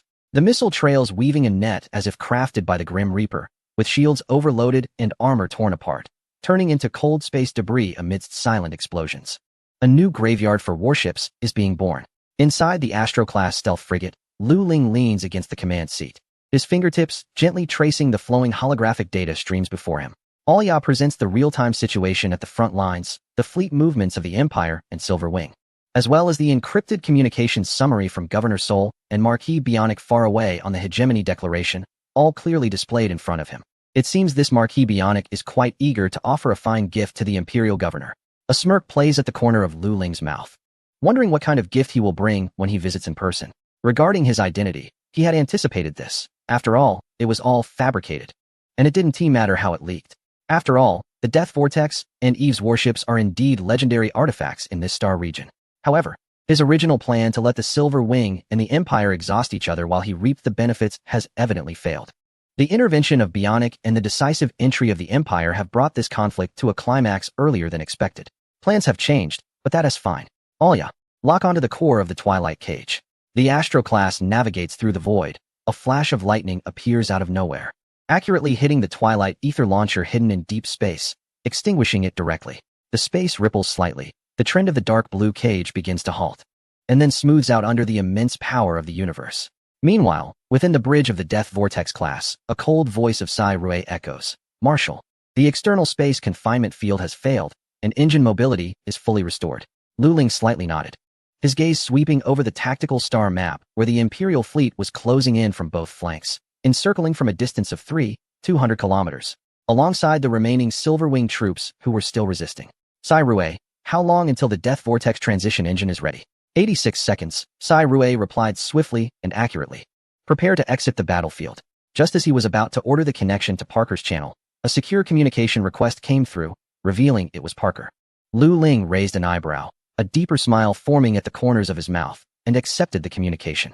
The holographic image unfolded instantly, showing Parker Zhuangbai, whose face was filled with unprecedented urgency and worry, even skipping all formalities. Your Excellency Lu Ling. It's me, Parker. I just received a direct order from the governor. The Imperial fleet is suddenly moving to encircle the DT-70 star domain on a large scale. You must be there, right? He took a deep breath, trying to steady his tone. Yes. Damn it. Those bastards from Rabbit must have leaked everything. This was the first time the Zhuangbai heir had cursed. Parker, calm down. I'm fine. Lu Ling chuckled, then continued, also. It seems that Marquis Rabbit Eisen emphasized to Governor Sol how the Zhuangbai family has concealed information and secretly traded forbidden technology with me, silencing witnesses. Lu Ling did not continue. Parker calmed down, his expression gradually darkening. Parker. A steady voice came from beside Parker, interrupting him. The angle of the holographic image adjusted slightly, revealing Count Cruin standing next to Parker. Your Excellency, Lu Ling showed respect towards Count Cruin. The head of the Zhuangbai family appeared calm, as if Aizen's accusations were nothing more than a trivial breeze. He first nodded slightly to Lu Ling in greeting before looking at his son. Why panic in a crisis? Cruin's voice was not loud, yet carried the weight and authority of a century-old noble. Aizen is not qualified to take down a hereditary count with such means. Governor Sol may not even support him. His aim is merely self-preservation. After all, he is the one who caused the trouble. And he hasn't settled the score for attacking our tax ships. His gaze returned to Lu Ling, his deep eyes revealing sincere appreciation and gratitude. Your Excellency Lu Ling, thank you for informing me of this matter. But rest assured, our Zhuangbai family has stood in the Cassiopeia constellation for 2,000 years, weathering storms that a mere Marquis Rabbit's slander cannot shake. The rules of the game in the imperial nobility's upper and lower houses are not for him to dictate. If he wants to play, we shall accompany him. His tone turned serious. The urgent matter now is your safety. Please prioritize your evacuation. Your presence is the greatest assurance for us to face any changes in the future. You will always be the most valued ally of the Zhuangbai family, and we look forward to a longer-term cooperation with you. Lu Ling felt the weight of this trust, his cultivated composure harmonizing with Cruin's steadiness. With your words, Count, I feel at ease. Count Cruin and young Master Parker are also my strongest allies. Your Excellency Lu Ling, Parker took over the conversation, his tone filled with reluctance and determination.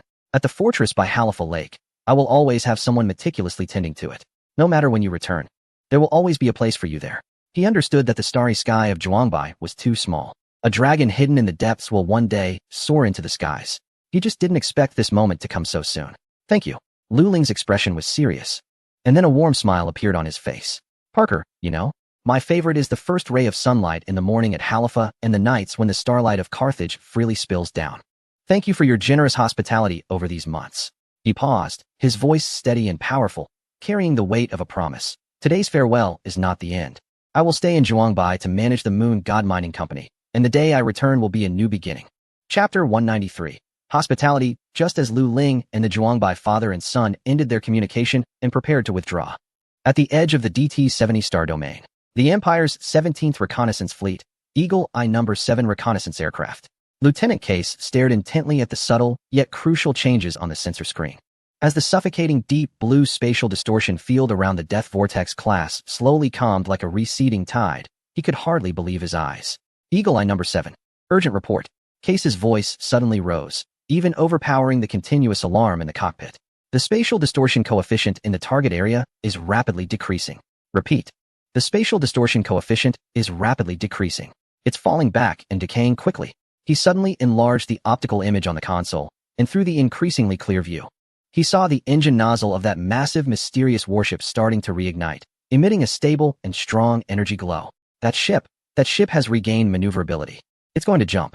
Case almost shouted the report. As a seasoned scout, he knew all too well what this meant. At this moment, the 17th Reconnaissance Fleet had advanced to within 600 kilometers of Case. On the bridge of the Eagle Eye, Major Valo heard the report, and his pupils suddenly contracted. He abruptly stood up from the command seat. Connect to the governor. The message shot across the void like lightning, reaching the command center of the Imperial Navy's dominance declaration. Governor Sol was staring at the tactical sand table depicting the encirclement of the Imperial fleet when this urgent intelligence, marked with 3 red exclamation points from the front lines, appeared before him. For the first time, a crack formed in his otherwise impassive expression. Is it trying to break free and escape? Sol's voice was low. All his calculations and arrangements were based on the premise that this ship was temporarily held back by the Silver Wing and Twilight. Once it jumps away from this star domain, it would be like a dragon returning to the sea, vast and boundless. The Empire would find it hard to trace its whereabouts. At that time, today's battle, which poured the main forces of the Kashi Star region and turned into a river of blood, would become meaningless. An unknown force wielding disruptive technology and with unclear intentions would hang over the Empire like a sword of Damocles, forever threatening. He recalled the casual yet profound advice from His Highness Kashi Duyong, the Star Torch Bionic. Old man, listen to me. As you age, don't be overly ambitious. It's more important to live well and enjoy your remaining years than anything else. A complex emotion flickered in Sol's eyes. Enjoying old age? Your Highness, do you not know that some threats, if left unchecked, leave no room for redemption? I, Julius Sol, have served the Empire for 400 years.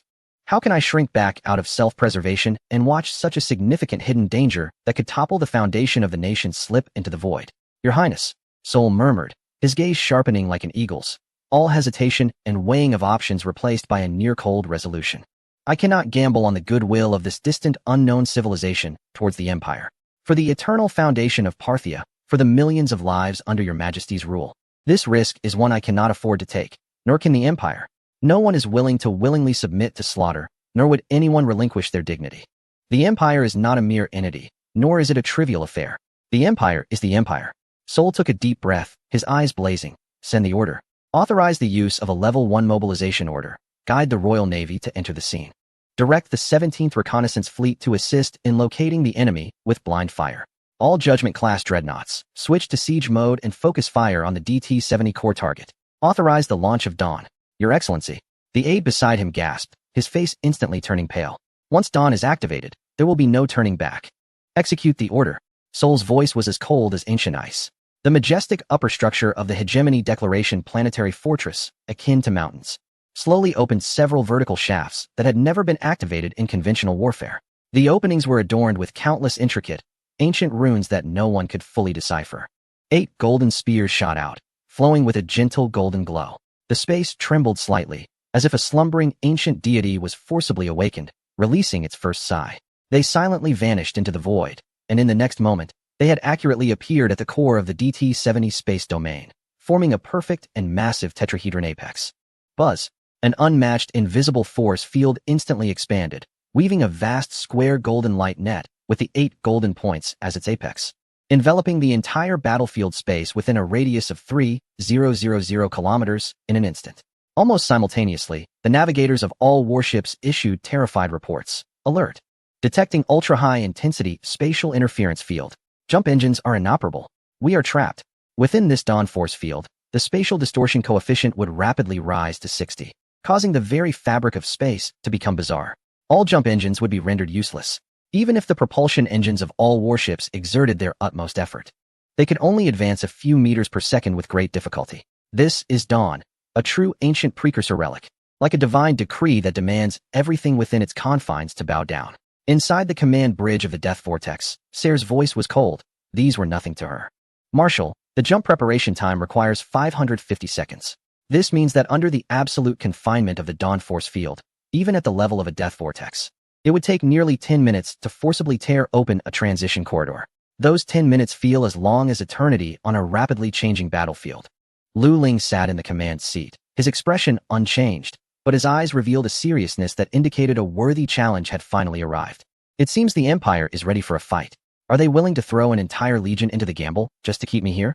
On the holographic star map in front of him, the golden grid representing the Empire's Dawn force field enveloped the Death Vortex and its tornado fleet like a net. Not only that, but the Silver Wing and the Empire's main forces were also inside, still pouring firepower at each other madly. The situation had become clear. The Empire was revealing its true strength. High-intensity local space-time confinement field detected. Current spatial distortion coefficient, 60. Force field range, 3,000 kilometers. Transition engine receiving strong interference. Estimated forced activation requires additional calculation time, 550 seconds. Local space-time viscosity coefficient increased by approximately 60 orders of magnitude. Conventional engine propulsion efficiency dropped to less than 0.1. Background space-time noise significantly increased. Standard scanning mode accuracy decreased by 11. OLA. Analyze the threat level. Current threat level, low. Priority warning. Empire Planetary Fortress Thunder God's Punishment Energy Storage Progress 90. Main cannon is rotating. Expected to complete the first wave of charging in 450 seconds. The star map in front of Lu Ling zoomed in, revealing that the massive planetary fortress's other Thunder God's Punishment was slowly adjusting its cannon, while 15 Imperial dreadnoughts were converting to siege mode. Their bow armor slowly opening to reveal the dark, giant mouths hidden within. These mouths were clearly smaller than those of the planetary fortress. From start to finish, the Empire had not used them against the Silver Wing. At this moment, he deeply felt what it was like to be devoured by ants. Need to prioritize destroying Thunder God's Punishment. Qin, locate the nearest stellar gravity field edge and prepare for transition. Share the coordinates near the planetary fortress with the Tornado fleet. The transition engine preparation time for the Astro-class frigate is 388 seconds, with a transition immunity coefficient of 3. In this space, severely distorted by the Dawn force field, the originally required 388 seconds for transition preparation was forcibly stretched to 609 seconds. It felt like entering a vast time dilation outside the ship. The universe was infinitely stretched vertically, and conventional engines, missiles, lasers, and cannons all required more time. They struggled through the gel-like medium. Lu Ling sighed. This feeling was all too familiar. Now, this battle could not end in less than several dozen hours. Whether it was the Silver Wing or the Empire's main forces, they were over 3,000 kilometers apart, and the journey that originally could be completed in half an hour had now been extended 60-fold. Outside the porthole, it seemed as if the universe was infinitely slowed down. Prepare countdown 10 seconds. Qin's voice came through. Now she was increasingly skilled at piloting the Astro class. Transition engine activated. Accompanied by a low hum as the hull pierced through space, the transition corridor was instantly established, and the Astro class suddenly vanished from its original location. In the next moment, it appeared at the edge of the hot star's corona, over 400,000 kilometers away from the DT-70 cosmic region. Another jump. In just 4 seconds, the Astro class transitioned again, now less than 4,000 meters from the relic device of the pioneers. On the nearby high-precision sensor screen, the details of the creation were vividly displayed. It resembled blooming metallic petals, radiating with a brilliance akin to liquid gold, while the core orb at its tail greedily absorbed energy from the very fabric of space, continuously distorting the structure of reality. Moments later, 12 Tornado-class battlecruisers also broke free from their transitions, appearing about 400 kilometers from the planetary fortress, still within the powerful influence of the force field. Focus fire on the Imperial planetary fortress. Lu Ling took command of the Tornado fleet, while Sai Rue, far more than 3,000 kilometers away, naturally could not divide her attention. Qin, activate the relic analyzer and data analyzer. Received, Captain. Qin's hands danced swiftly over the console, her eyes shining with focused determination. Her training and learned skills finally found their true purpose at this moment. The compact hull of the Astro-class frigate revealed several sensor arrays that were usually in a hidden state. At this moment, they emitted nearly invisible glimmers, like sensitive tendrils gently probing toward the nearby, grand, and ancient dawn transition disruption field generator. The golden spear, under close observation, displayed precision and complexity far beyond Imperial comprehension, with its surface flowing with a glow that resembled constrained liquid energy. The carved pioneer runes were not static patterns, but were continuously flowing and reorganizing at a microscopic level, as if engaged in an unending calculation. Relic analyzer activated, establishing full-spectrum data connection. Deep scan mode activated, level penetration, beginning to analyze raw scan data. Qin's voice was excited as she detected a high-level encrypted information stream, comparing data and decoding the encryption level. Pioneer Universal Standard 7 Malawian Quachas Transition Disruption Field, attempting to crack it. Cracking progress, 011515. Cracking completed. Oh, there's only an initial firewall. Begin downloading core operation protocols and force field generation algorithms. Almost the moment the report of completion was made, countless lines of dizzyingly complex numerical formulas, energy flow node diagrams, and spatial models cascaded down the main screen like a waterfall. Core algorithm analysis in progress. This device essentially represents an active geometric distortion of the local space continuum. A clear three-dimensional model was instantly generated on the holographic screen, capturing the attention of everyone on the bridge. The originally straight spatial grid was severely wrinkled and stretched under the influence of the dawn. The absolute straight-line distance between 2 points remained unchanged, but the actual path that needed to be traversed was greatly extended. The space within the entire force field range itself had undergone curvature, like a flat piece of paper crumpled into a ball. The straight-line distance from point A to point B on the paper remains unchanged, but the actual path that needs to be traversed along the paper becomes extremely winding and long. The thrust of the ship's engine has not changed, and the instantaneous speed of the hull relative to the local space remains the same. However, due to the elongation of space, the average forward speed of the ship relative to the inertial frame outside the force field drops sharply. That is, the engine is still working at full power, but it feels like running on a treadmill, moving slowly relative to the outside world. Jump technology relies on folding space in higher dimensions to create pathways. The severe spatial wrinkles and metric instability caused by the dawn force field make such folding operations extremely difficult and dangerous, with the energy and computational complexity required for forced jumps skyrocketing exponentially. Reverse construction of the force field spatial wrinkle map completed.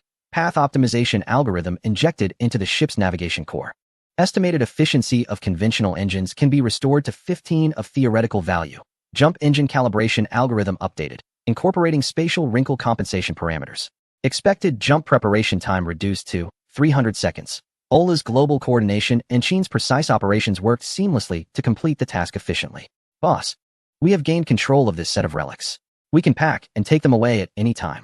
Sheen's voice was filled with excitement. Rosaniella covered her mouth, her eyes full of disbelief. This is the legendary Pioneer relic. Zavina looked at Lu Ling with fiery admiration. Low profile. Lu Ling gently raised a hand, his fingertips stroking his chin. So, this is the Empire's hidden treasure? Should we take it back? No. Lu Ling slowly shook his head, his gaze directed outside at the distorted battlefield. Since they have set up such a grand spectacle to invite us, if we just take the prize away, wouldn't that be too disappointing? People only truly feel fear when a gun is pointed at their heads. Only then do they genuinely crave peace. Chapter 194. The Final Battle. 1. The Command Center of the Hegemony Declaration Planetary Fortress. Governor Sol's gaze was deep. The brilliance of dawn had successfully trapped that mysterious battleship from a certain federation. Now, all his will was focused on how to mobilize all the Empire's forces to deliver a fatal blow within this limited window of opportunity. On the tactical sand table, the blue light points representing the Empire's fearless fleet and planetary fortress were slowly turning, aiming the spear of destruction at the core of the DT-70 area. The charging progress bar of the Heavenly Thunder Punishment System steadily climbed on one side of the main screen, the countdown to destruction unstoppable.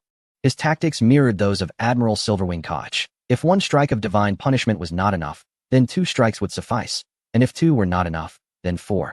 Committing enough firepower to break the shield. Report. The energy core of Heavenly Thunder Punishment Number 2 is operating stably, focusing array crystal charging progress at 92. The Judgment-class Fearless Fleet has completed its siege mode conversion, targeting the DT-70 core area.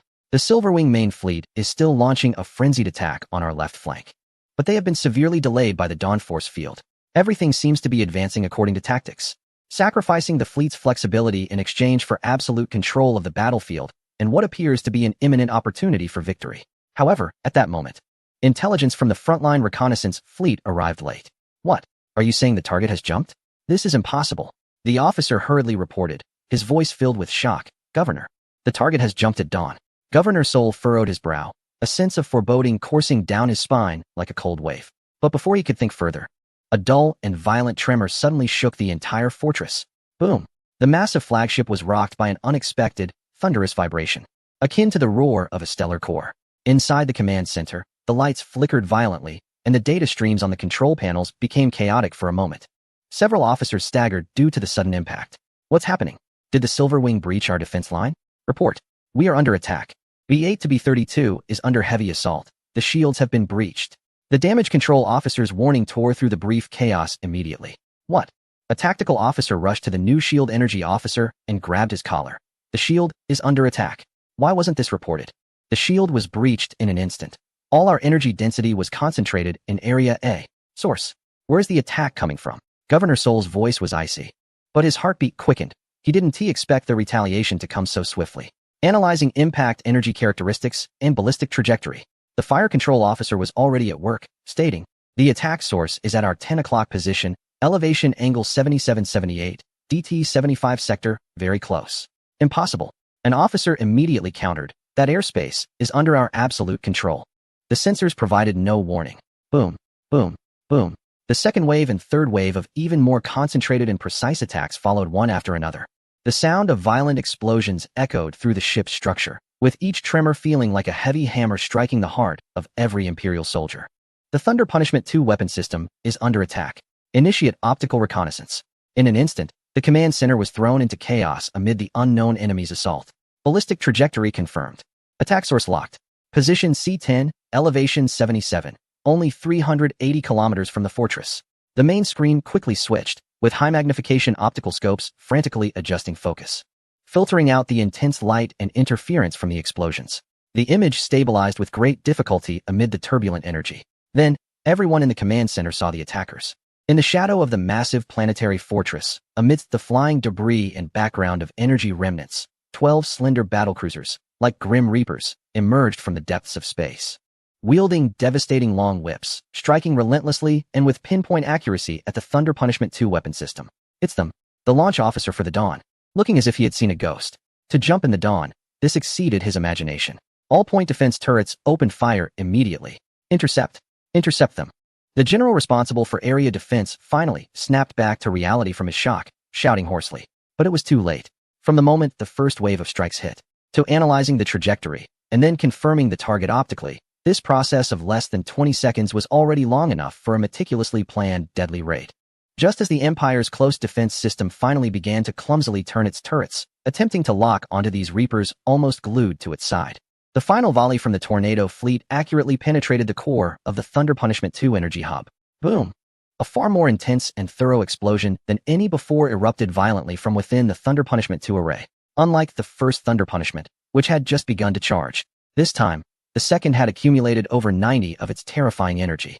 A blinding light instantly consumed the optical images, and a massive shockwave wreaked havoc within the planetary fortress. Even the command center could feel the surging power rising, exploding, as the sound of metal tearing echoed through the layered hull. Report. Areas B32 to B40 have completely collapsed. The energy surge from the Thunder Punishment array has caused a feedback explosion. The main energy conduit has ruptured. In the next moment, the command center's lights went out, only to be relit 2 seconds later. The backup reactor of the command center was activated. On the main screen, a three-dimensional cross-section diagram representing the internal structure of the planetary fortress was being consumed at an unprecedented speed by a shocking red. The majestic fortress of the Hegemony Declaration, stretching for dozens of kilometers, was no longer an unshakable war bastion. The struck starboard area saw massive armor plates twisted like crumpled tin foil, curling upward, tearing apart, revealing the intricate structures within that were now continuously exploding and igniting. Dense black smoke and flames formed by metallic vapor and ionized particles surged from countless ruptures, creating an ever-expanding flower of death in the vacuum. Deep within the fortress, disaster was true hell. The uncontrolled energy flows roared like a thunderous serpent, wildly darting through pipes and chambers, triggering a chain of feedback explosions. The massive engine array emitted dying groans, with some thruster nozzles flickering erratically, becoming extremely unstable, and even completely extinguishing, causing the entire fortress to begin a slow, uncontrolled rotation. Fighter jets and small vessels, with their fixed anchors broken, were tossed like toys in the vast space, colliding and exploding. Tons of ammunition and supplies slid out of the ruptured storage areas, piling up in the corridors, colliding, triggering secondary explosions. Inside the command center, piercing red emergency lights replaced normal lighting, casting ghostly reflections on everyone's pale faces. The communication channels were flooded with screams in various languages and tones, cries for help and desperate curses, nearly drowning out all useful commands. Signal lost at Energy Relay Station 7. Hangar B25 has completely lost pressure. Isolation gates have failed. All thrusters from port side 3 to 8 are offline. We are losing attitude control. Fire suppression systems are down. Damage control teams are working to remedy the situation. Casualties are uncountable. Reinforcements have arrived. Finally, someone shouted with excitement.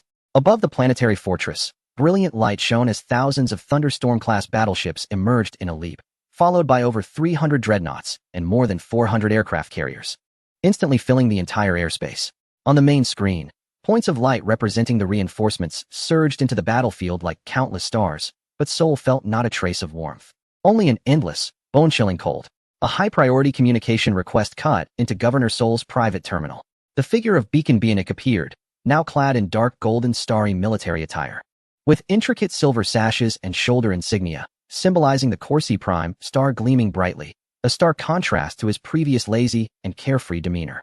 He offered no greetings or pleasantries, his gaze seemingly penetrating the holographic image, landing directly on Sol's hands, which were turning white from gripping the armrest too tightly, and on the chaotic command center behind him. Bienic's voice was gentle. Do you see it now, old man? The fire you ignited first burns you. You always believed that the Empire's territory could only be controlled through endless conquest. You see every unknown as a threat, every dissent as a nail that must be removed. His gaze seemed to sweep over the continuous stream of Imperial ships entering the battlefield, the smile at the corner of his mouth deepening slightly. Look, they are coming. More warships, more firepower, more sacrifices of your loyalty. Undoubtedly, you have poured your heart and soul into the Empire. No one can deny that. But loyalty, if it loses the guidance of wisdom and foresight, becomes the most stubborn ignorance. Responsibility, if twisted by an obsession with power, becomes a shortcut to destruction. The universe is truly vast. The number of stars far exceeds what your flagship's cannon can point at, and the forms of civilization are far more bizarre than your definitions. Yet the Empire is small, so small that it is just insignificant dust before truly advanced civilizations. His voice grew deeper. Old man, you are lost. You are lost in this game of power, lost in the absolute sense of security that this fortress brings you. You are intoxicated by wielding life and death, enchanted by the echoes of your commands, yet you never lift your head to see the vast, boundless reality of the starry sea, where crises and opportunities coexist. Now it has come, giving you the cruelest yet most direct answer in its own way. Is your heart racing? My heart raced every day during those years. Death is like the wind, yet it feels so familiar to me. Ha ha ha ha. The figure of Beacon Bionic vanished amidst his laughter, offering no reprimand or clear orders. Julius Sol, the second son of the Julius Duke family and governor of Karasai, still stood upright, his back straight. But his lips were tightly pressed, and fine beads of sweat finally appeared on his forehead. Chapter 195. The Final Battle, 2. In the DT-70 space domain. The light of the Empire's arrival tore through the deep space. 4,000 Thunderstorm-class battleships leaped simultaneously, like a suddenly erupting brilliant nebula, instantly illuminating the vast space domain.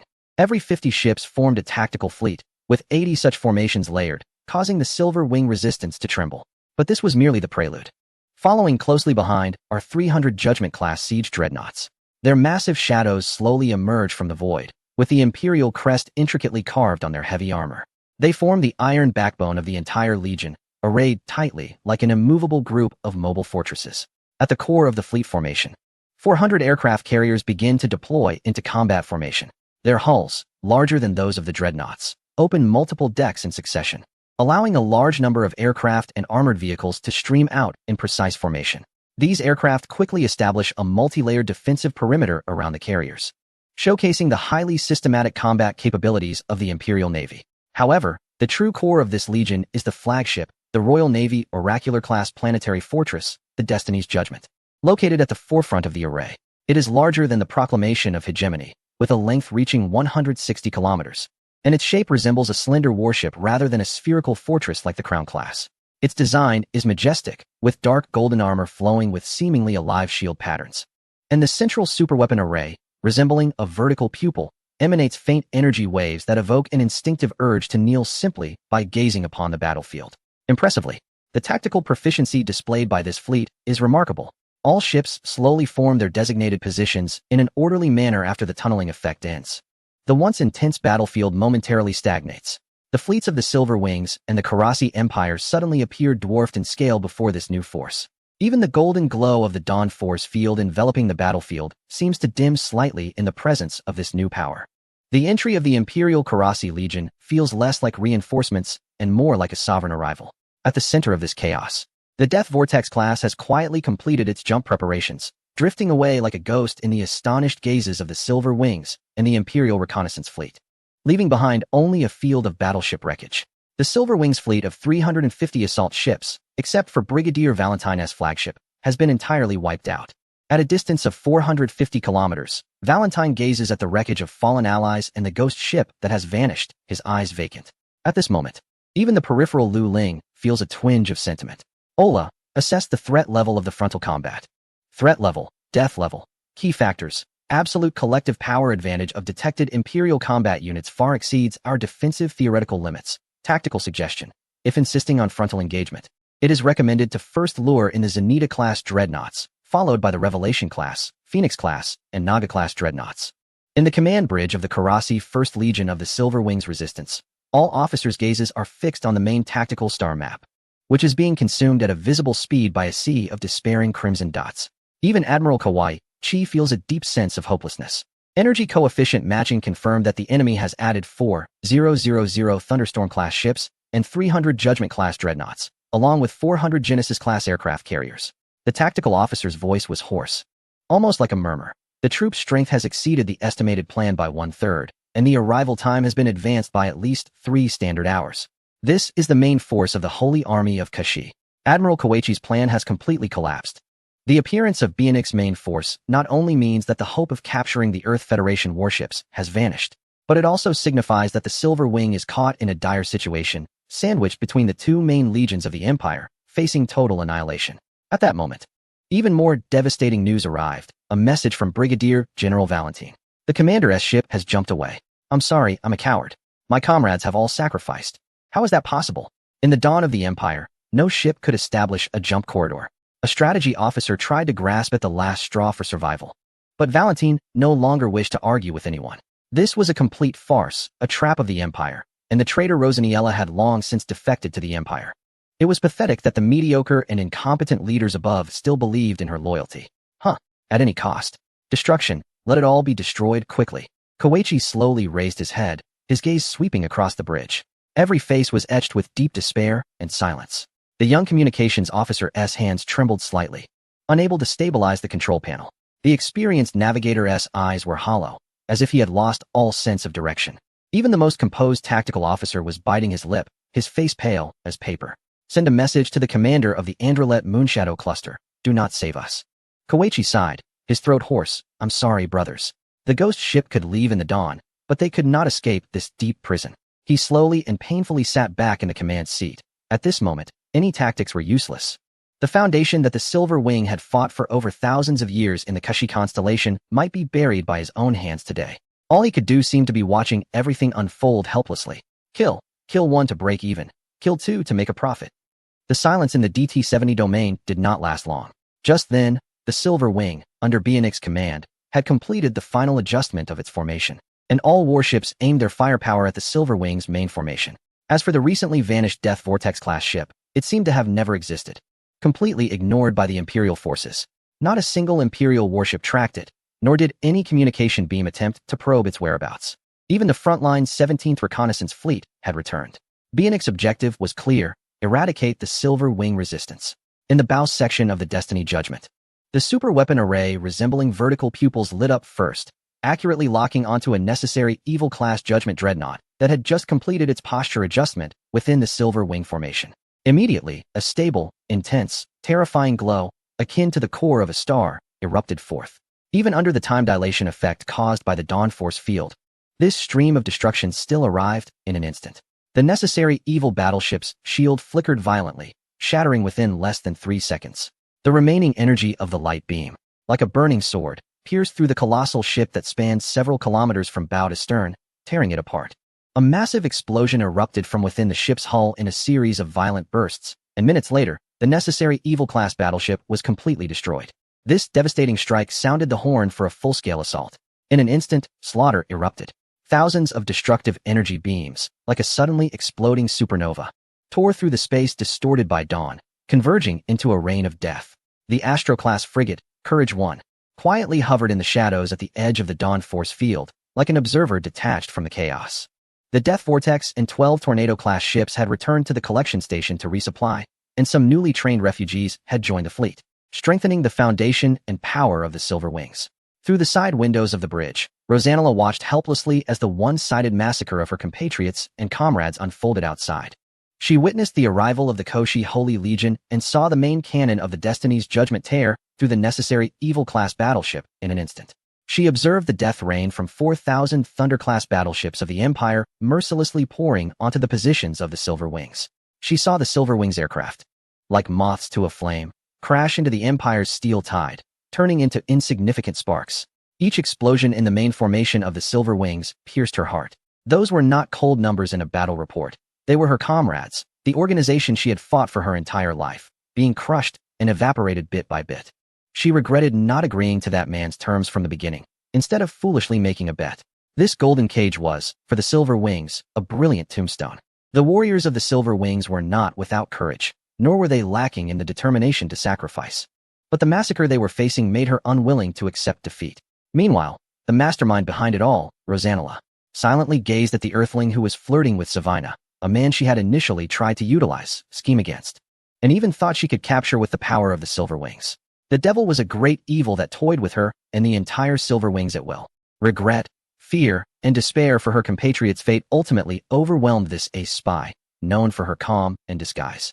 In those 4 hours, every minute and second felt as long as eternity. Rosanna watched the tactical star map as the white dots representing the Silver Wings gradually disappeared, and saw her mentor's First Legion, led by Kawi, melt away under the Empire's overwhelming firepower, like snow in the sunlight. She witnessed her fellow countrymen launch suicidal charges in despair, only to be submerged by more Imperial warships. Finally, when Luling returned to the bridge once more, she didn't even know how she found herself in front of him. Her knees buckled, and she fell heavily to the cold metal floor. I give up. I won't fight for the inheritance anymore. Her voice carried an unprecedented humility, completely losing the composure and dignity she once had. Please. I beg you to spare the dawn. She lifted her head, her beautiful face streaked with tears, her emerald eyes filled with endless pleading and despair. They will all die. They shouldn't die here. Please, release the force field and give them a chance to live, even if it's just a little way out. Seeing that Lu Ling had no reaction, she shouted with all her strength, as long as you are willing to retract the force field. I, Silver Wing Carhorn Rosaniella, swear by my family bloodline and soul to be completely loyal from now on. You are my master, my life, my knowledge. All the infiltration networks and secrets I manage in the Empire, everything is yours. You can make me do anything. Anything. I am willing. The last 3 words were almost choked out in tears, filled with humiliation, yet also a resolute willingness to give everything. She knelt at Lu Ling's feet, her forehead pressed to the ground, waiting for the final judgment. The sudden scene attracted many gazes on the bridge, but Rosaniella didn't care at this moment. Any honor of Silver Wing or personal dignity no longer mattered. She just wanted to pray for a faint, almost non-existent glimmer of hope for those who were still struggling to survive. As long as Lu Ling released the force field, they could leave this hell. Chapter 196. Eclipse. Lu Ling looked down at her, a hint of surprise crossing his eyes. Rosaniella, you think too highly of me. He paused, his tone suddenly playful. I am merely an insignificant pawn. What qualifications do I have to interfere in the war of Silver Wing and the Empire? Moreover, haven't you all been pursuing absolute freedom? Hearing his words, especially the last light-hearted rhetorical question, Rosaniella's body trembled slightly as she knelt on the ground, humiliation and despair nearly overwhelming her. Just as she was about to completely break down, the calm voice of the man came again. Besides, you haven't lost. Look, reinforcements have arrived. Rosaniella suddenly raised her head, her tear-filled eyes widening in disbelief as she looked at the main holographic screen.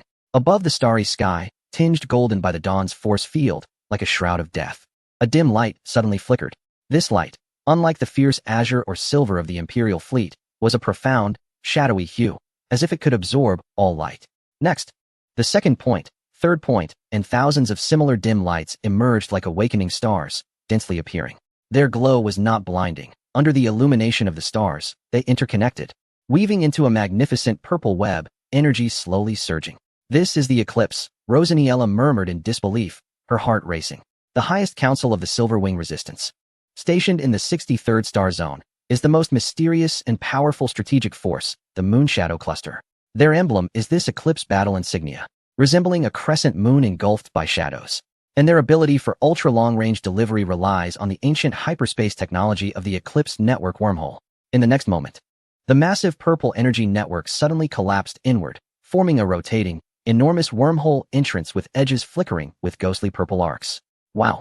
Lu Ling also rarely showed a look of surprise. Is this a man-made wormhole?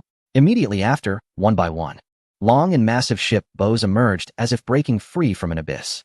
1 ship, 10 ships, 100 ships, over 7,000 Ryu-class assault battleships adorned with Dark Moon insignias drilled out from the vast wormhole network. Their shape resembled that of the Empire's Thunderstorm class, but they were entirely covered with special armor that absorbed radar waves and energy, featuring sharp and aggressive lines.